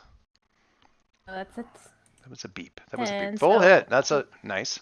3. I was very worried because I have 3 conditions already, so Well, that was adding 3. Yeah, you're good. It's perfect. I think as the Squiddy boys are drawing their attention this way, I think she is going to do Reality Storm on them. Ooh, what's Reality Storm? I want to look. You channel a Know what destructive that burst means? with your energy. Spend 1 burn to directly engage the threat using your powers. Rolling plus freak instead of plus danger. Nice. If you do, you'll cause unwanted collateral damage unless you spend another burn, which I am okay with doing that. Okay, cool. Yes, do the thing. Unleash the freak within.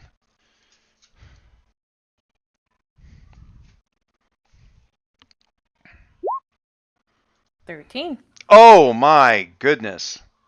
That's a Her lot. eyes just glow purple as like, and like the aura sort of like gives off as well as all the squid boys are starting to glow purple too. I Mm-hmm. don't know if she catches them all or not because there's like 4 of them, right? There are 4, but yeah, I mean,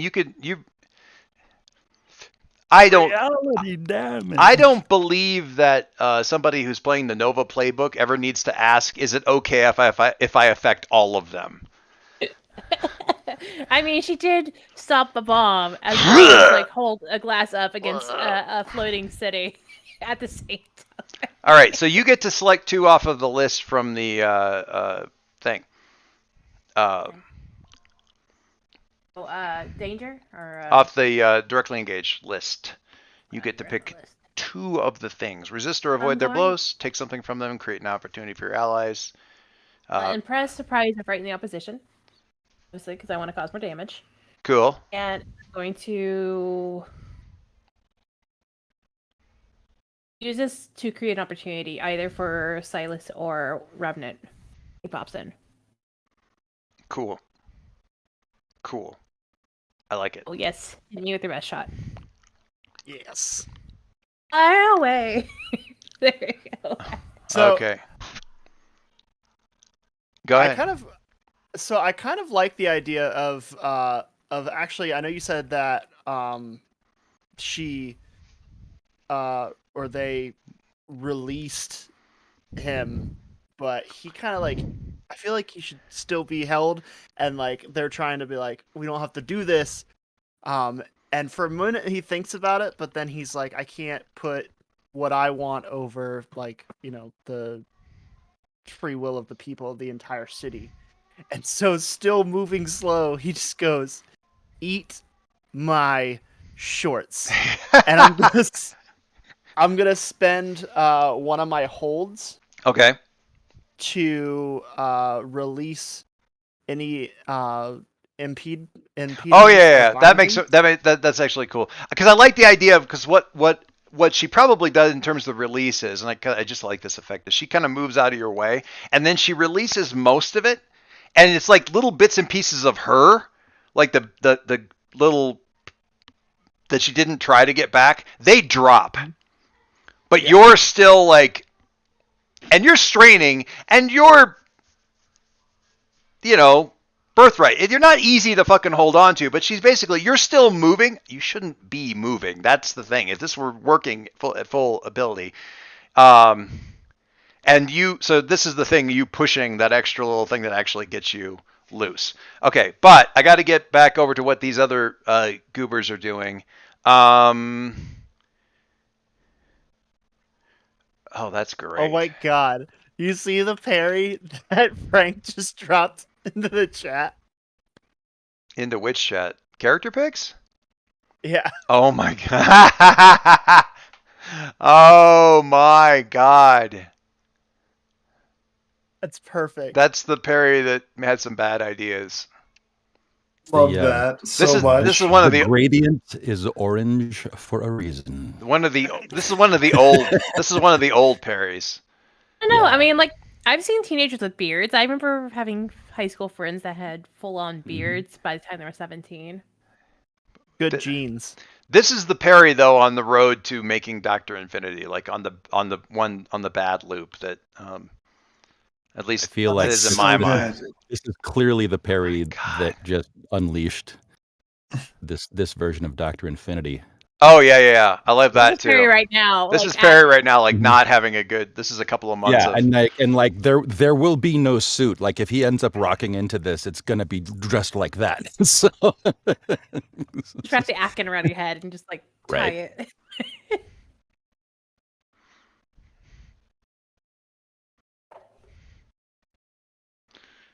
I'm kind of digging the unkempt long hair, but I could put the long bandana with the ponytail. No, I think the hair makes it. Yeah, it's that's Perry Lebowski. It's great. Perry Lebowski. It is 100% Perry Lebowski. Got to put him in the sandals and give him a. The rug really tied the room Give him together. a Caucasian on the rocks. I love that. I love that he's got the headphones too.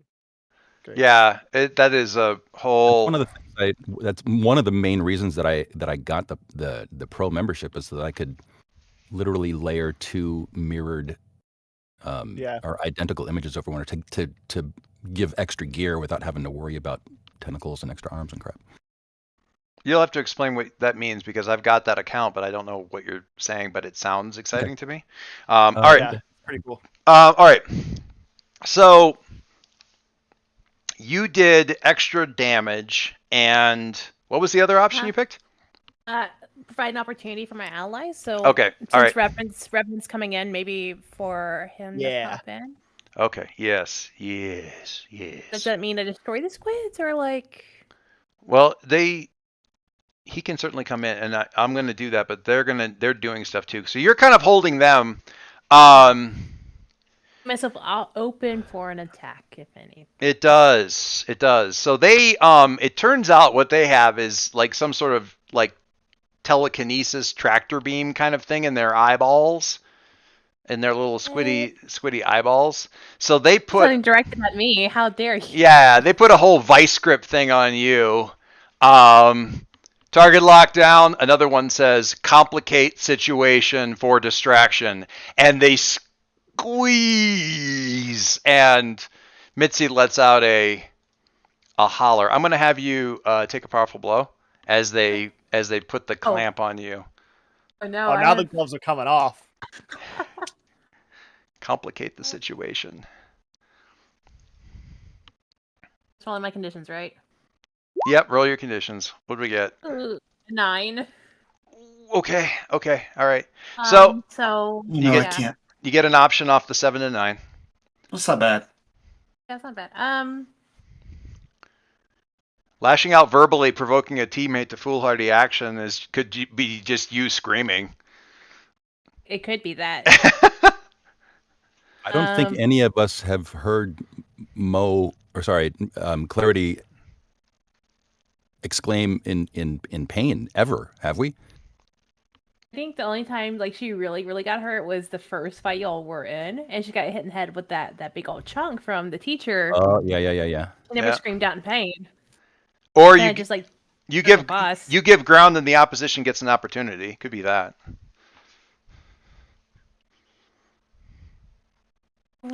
The look on your face, like it was almost this one. It was almost like it was. I mean, like, okay. So the thing is, like, I don't know if she's ever faced anyone who used her telepathy powers against her.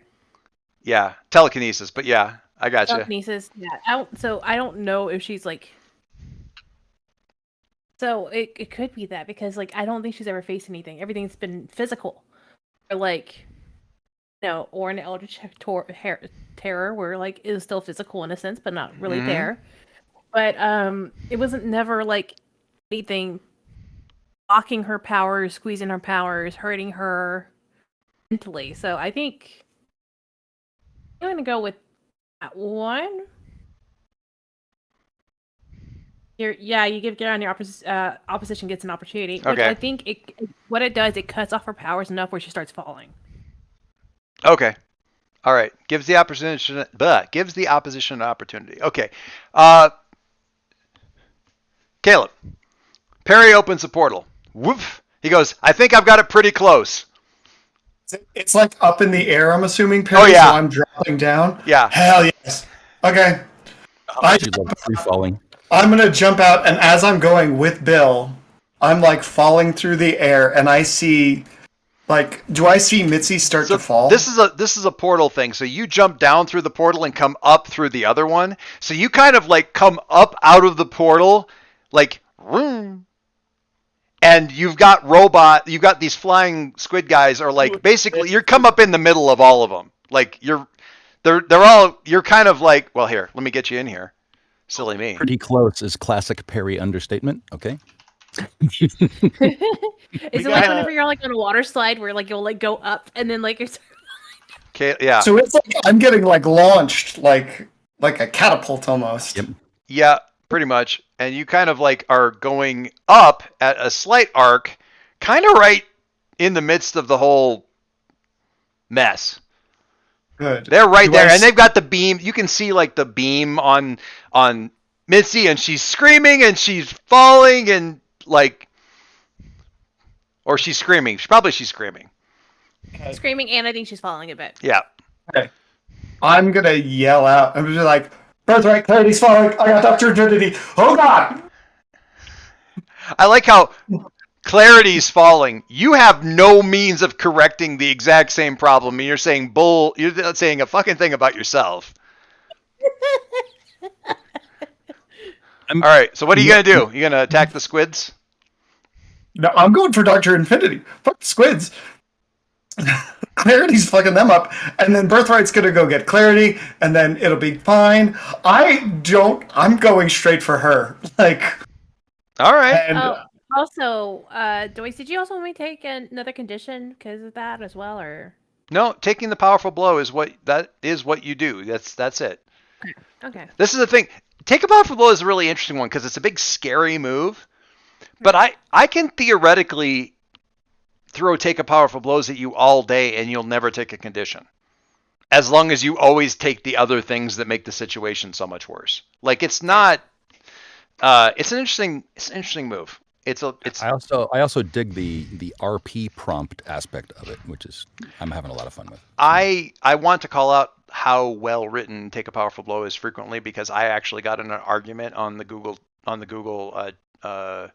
G plus Magpie Powered by the Apocalypse groups with the author of the game while he was drafting the thing, telling him that take a powerful blow was never going to work the way it was written. I was hugely wrong. I was a moron, and I didn't understand how it worked. He was right. I'm still sorry. And so I occasionally just call out that it's a really interesting and well-written move. So also, anyway, real quick, Joyce. I think that I forgot to drop you the new updated Revenant costume, which I just dropped to you in the chat. A thread to drop Hero Forge? No. Or no, it's just a DM. A DM. Gotcha. And That's I don't right. drop things where they're supposed to. Oh, no, you've got it. You're right. That is the correct one, and I have it. I just didn't grab the right one. You know what it was? I was looking in the wrong folder. Hang on. Game loading. Please wait. If you guys could drop links, I'd to the. Yeah, to I will drop. I'll drop links all the for things. things I know you like. I want to do the portrait now that I can do the portrait, or not the scenes. TikTok, image, Riot Squad, action. There we go. My bad. Loop. Oh, he's big. Oh. How he's going. He's very big. He's a large boy. Large Boy. Large. See, I want you to attack the squid so that like you can kill the telekinetic thing that is actually keeping her up right now. I mean, well, so she did create the opportunity with the squid specifically, though, right? That is accurate. Okay, They're all focused on her. Okay, so then I'm gonna, as I'm like flying through the air without any amount of grace at all, I'm going to just, well, I'm gonna look at Bill and I'll just be like, Bill, I need you to know this.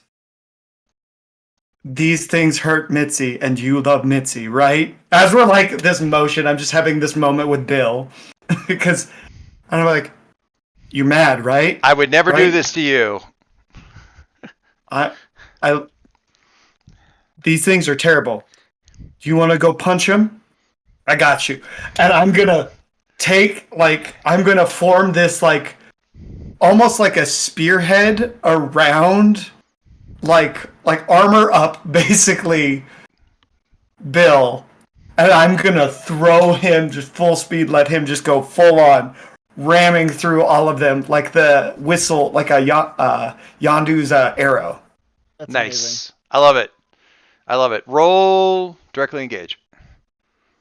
I love the And you're pep gonna talk, like he isn't an aspect of your own brain. Like I He's love that you not have anymore. to talk. He's a pet now. Is he a sentient? He's his own thing? Yeah. He bought him as there's Oh. a asset called Come On Lucky where you have a pet that helps you out with certain moves, and he That's has awesome. I didn't know that there was a thing. Bill Okay, great. Bill and Ted help with directly engage some of the time. Yep. I love it. I cast mage armor on my familiar. Dingoes! I mean, kinda. A little bit. It was like a World of Warcraft hunter. Oh, what is the deal today with the thing? It's because we keep rolling max and it doesn't like that. It's like, no. Or I keep rolling like zeros. I don't think that's it. That's an 8. That's an 8. That's good. All right, so pick an option off the combat I don't remember what they are. Hang on. thingies. That's a 3. Which one? Directly engage? Directly engage, yeah. Resist What or am I avoid their doing? blows, take something from them, create an opportunity for your allies, impress, surprise, or frighten the opposition. Resist, I'm gonna. resist or No, I'm avoid's not easy gonna- because I don't hit you, but yeah. Yeah, when has ever Caleb not taken a hit? Come on now. Yeah, that's fair. I don't know that I've ever taken that option. I don't know that I will. I'm gonna. GM says take something from them would be something that you guys could leverage next session. Like some useful bit of them. Just stuck on the little spear tip of Bill. He's just holding on to something like, I brought it for you. Yeah, I'm gonna take something from him. Sure. Okay, so they are. What did I have left?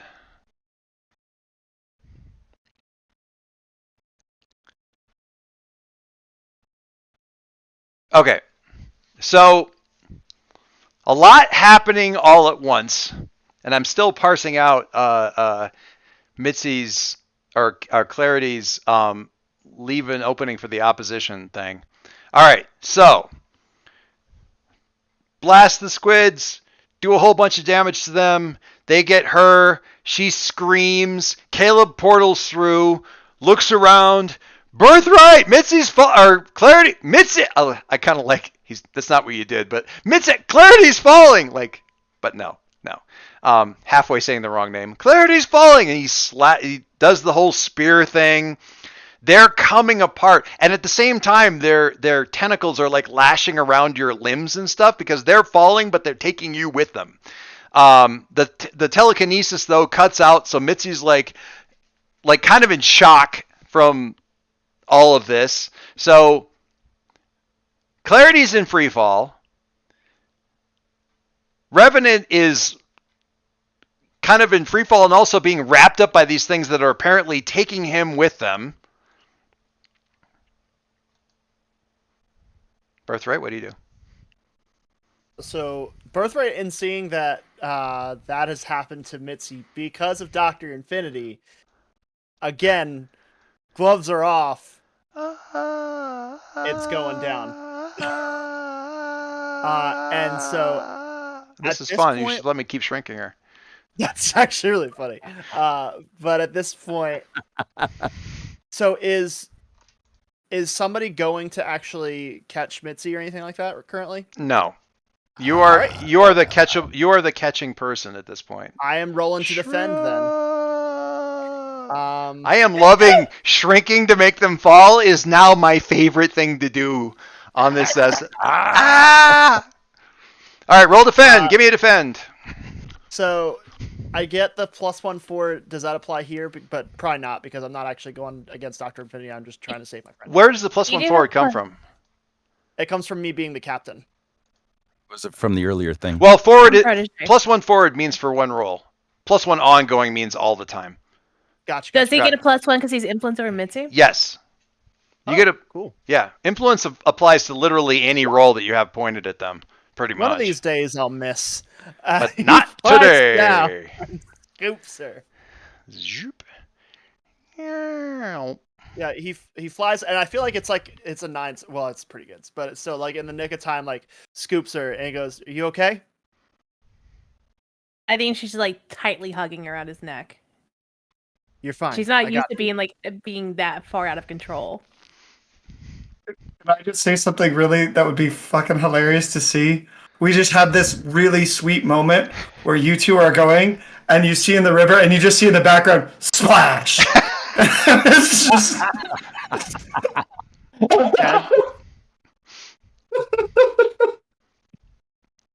As the tune for Montero plays going by, tell me what you want. Tell me what you need. It's like, are you okay? Ah! Shit. Wait, was Caleb also? He was also falling. Oh no! I feel like I should have done something about that. I did say Clarity is falling. I didn't say I was. I'm so glad that you were over the river. But I also think that might be what gives Perry the it's like he really likes free fall. You can fall from any distance and he survive doesn't want and a get the water. parachute. He needs What? He needs No. It's worse than concrete. So my new tech for Birthright, for Revenant is going to be the it's like an avalanche pack, which you can either pull or it has a proximity fuse if it gets too close to the ground at speed. But instead of the thing that saves you from an avalanche, it's just a giant like bubble, so you can go and bounce and not, because I love you that. clearly do not want to parachute. Like I'm not gonna like. We're I'm gonna not call gonna it the cramp Perry your style. shoot. Oh. There you go. The Perry shoot. Oh, I like that's it so because good. it works with the pocket sand. All right, everyone watch the map. Opportunity for the enemy. Oh no. Oh no. Oh no. And there's a small clap of thunder as the air closes. This is unintentional, but for those of you who have ever watched the Wakfu anime on Netflix, which it's fun, it's a lovely French anime, but the portals combined with somebody who can fuck with time from season 1 of that show, that parallel in this episode, in this game was not intentional. However, Perry did it to himself, and I'm totally gonna lean into it. Anyway, Here for it.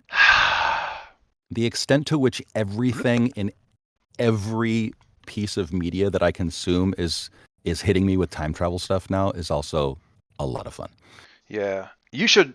In all seriousness, if you want to see some really cool use of like sort of the like what if portals like from the video game, but super cool and fun and dynamic and almost like parkour, but with portals, you should totally watch the first season of Wakfu.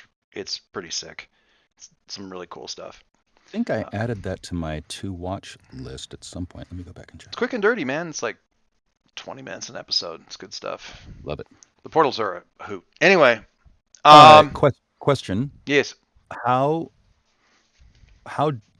I've been like RPing. Perry's been debilitated by the powerful blow.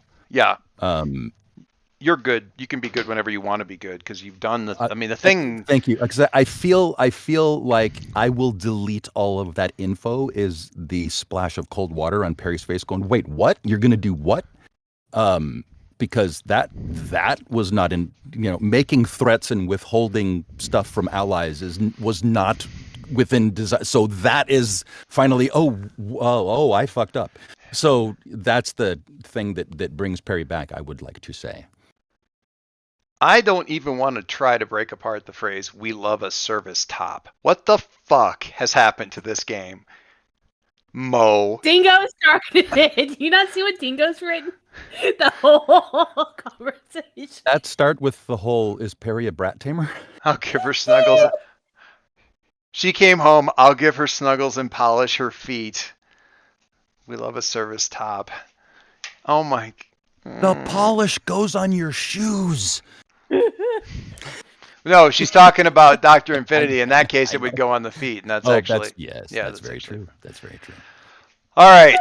The heart wants. Yes, Andrew, exactly that. What did I just read? I'm not even clicking over to it. I can't. Don't. I love it. I love it. Risky click. Risky click. It is a risky click. Okay. Can somebody get me out of the water before I drown? Is this stream made for kids? No, it is not. I want to say in general, streams are not for kids, no matter what color they are. Yeah. All right. I don't know why my camera's being really weird right now and being all. I broke all three of them at the same time. Good job. Damn it. Auto frame. I'm gonna shut that off because it's obviously acting weird. I don't know. The camera's getting really laggy. So we are going to wear a hard stop.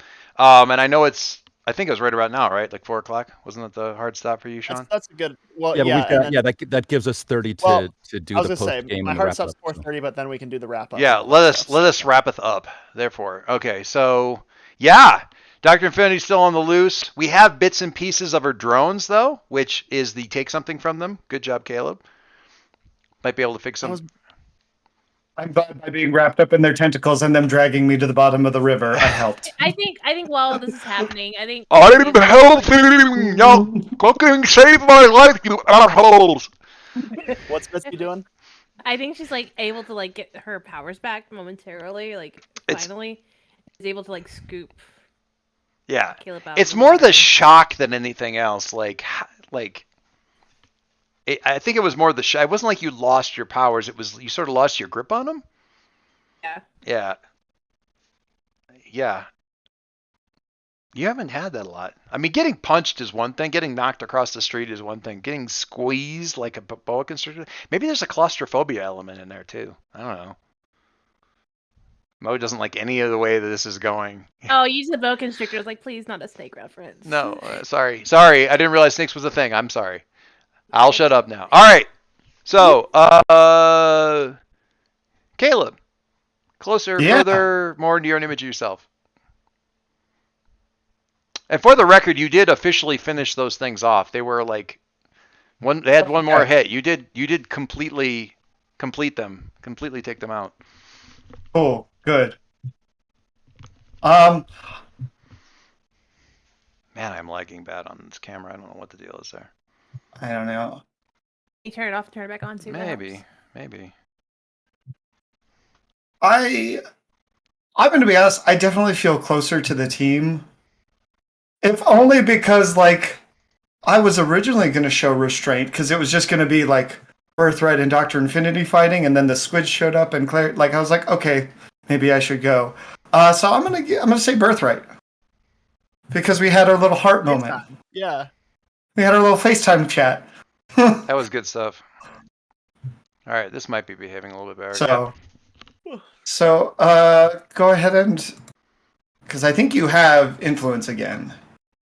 So I think you get to adjust.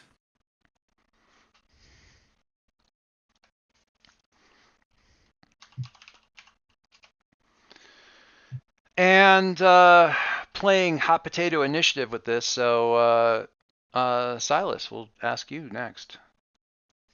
Sure. First of all, I think that for Caleb, I am going to say, save your up because you came when we needed you, and I think we're gonna bring Freak down. Actually, I already That works. Freak down, but Yeah. cool. All right, I'm messing up your sheet. Sorry. No, you're fine. And then I'm marking potential for that one because I don't have any conditions to clear ever, anymore. Yay! That's the first time ever. I'm very confused and scared. I think that I think Silas is more in his own image of himself. I think he's finally starting to establish a rhythm. He's finally starting to figure out like how to balance everything and how he can both do the superhero thing and also be there for his friends. And we love that for him. We love some good character growth. So. I do. It does. I will say, and like not even being sarcastic about it, it does really feel like Star has finally clicked for where he is right now. That is that does seem to be right. For sure. Also kind of cringy, but perfectly cringy. You know, it's honestly, it's funny because I always joke, and well, it's not really a joke, it's 100% seriousness about how I never want to be a social media influencer ever, and so now I just get to parody it, so it's great. That actually, yeah, that's top notch. I personally love the energy that you bring on TikTok too, so I appreciate it. It's just me. Sometimes a more exaggerated version of me. But sometimes it's a more me version of me. But... Yeah, for sure, 100%. Who dat? The picture that's I just was running across them because I'm looking for something else, but that's the Star character that my daughter came up with to work with the like soldier and the Star Soldier pair off, like the person who's like wings and all the other kind of stuff, and like totally the camera ham and all that kind of good stuff. That was rad. That's not right. That is the crappy Hero Forge model that I came up with for this art that she did for her. Oh, awesome. Which is that. So that's super cool. Yeah. Anyway, sorry. So for when I'm more into my own image, I just mark potential, right? No, you don't mark potential. You move one label up and one label down. That's right. I knew it was one of those two things. Yep. One label up, one label down. That is what you do. That is the thing. And Perry. We'll end with clarity. First of all, thanks for rolling with Caleb first, since I was still futzing around in the kitchen. And I appreciate that. Why are you thanking me for destroying you? No. It ended up being great. I thanks for rolling me and also doing your letter first, because it worked out rather well, given that the rest of the episode was dealing with the fallout from Perry's bull crap. So well, it's everybody's thing was in there though, and I reiterate the best stuff in any mass game happens from sixes. So like fun that stuff. Is always where it happens. So Perry's closer to the team, and I've got to go with Caleb, not just because he manipulated Perry's reality on a meta level, but because he came and got me, and he let me chill with his mom, which Perry hasn't even realized that he's in the same room with Caleb's mom yet. Like, he hasn't twigged to that. Because he's still out of it. Like, he's into the thing. Like, because you've been saying, like, Mom, and I need Mom's, but he hasn't realized the reality of that yet. But he saved me from the thing and is making pudding and said, hey, can you help me get to this fight? And I said, sure. I love pretty close. It was a little too close. Yeah. That was good stuff. All right, so do you already have influence over Perry? I think so. He does. If he does, then you need to shift the label up, shift the label down, and Perry, you can clear a condition or mark potential. Gracias. Perry, you want to move Freak down and Savior up? I shall. Savior up. Cool. Freakity freak. And finally, Clarity. And I'm going to clear. I don't know. Honestly. Wasn't much for her to really go into her own image. Yeah. But other than like Silas inviting her, like, saying like, "Oh yeah, you can come join me to this fight," but also it wasn't really an invite. It was more like a, "Hey, why are you doing this on your own?" sort of thing. Like, "Oh well, you can come with me," sort of situation. I mean, welcome to high school boyfriends. Yeah. We'll hang out as long as we're doing what I want to be doing. Hate that. Yeah. Yeah. It's not great. It's not great. And I, as a 28-year-old man, I'm aware of that. Silas, as a 17-year-old boy, is still figuring it out. Yeah. That's fair. You're aware of a lot more than I was at 28. I don't know. Maybe into her own image because she didn't, or because she realized that powers actually can be limited. Yeah. Have limitations. Yeah. I'm there for whatever. That doesn't help me decide. I could make an argument. I can almost always make an argument for everything. So I'm not necessarily helpful. We all think. I mean, I could see. I guess I was thinking more into the own image of yourself because you learn something about your own powers and how it feels to like have your own powers used against you. And so now you have a much more clear understanding of what you're doing to people when you're in fights. Your silver cord to the astral plane got snipped. I like that. Actually, that is an excellent God. point. Thank you for your input. Yes. All right. Cool. It's gonna be my own image then. That's a very high point. So, shift my labels. I'm shifting them.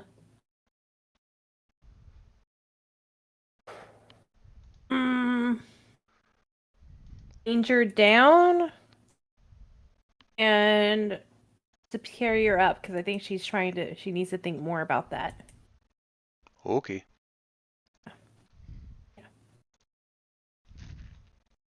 I don't know why this thing switched back over to the frickin' stream, but okay. Weird.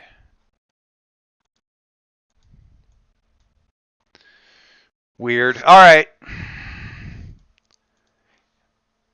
We're hopefully, my goal with all of this is to continue to drive us forward to a good place for figuring out like some kind of conclusion on all this stuff. To my mind, what that means is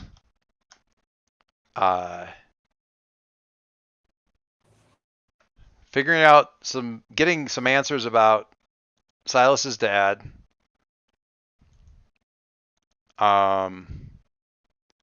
Finding out whether or not, I'm not committed to either one of those things, but figuring out whether or not Mitzi is going to do anything about her family and what's going on with Abuela. That's a question I would like to see answered. And I love how you're just playing around with the analytics of the video while you're on stream. That was an accident. It was an accident. I closed the one screen and it flipped back over to showing the stream, which I think is weird. So I was trying to get off of it. Anyway, yeah, it's super meta. It's like an infinity mirror probably in there somewhere.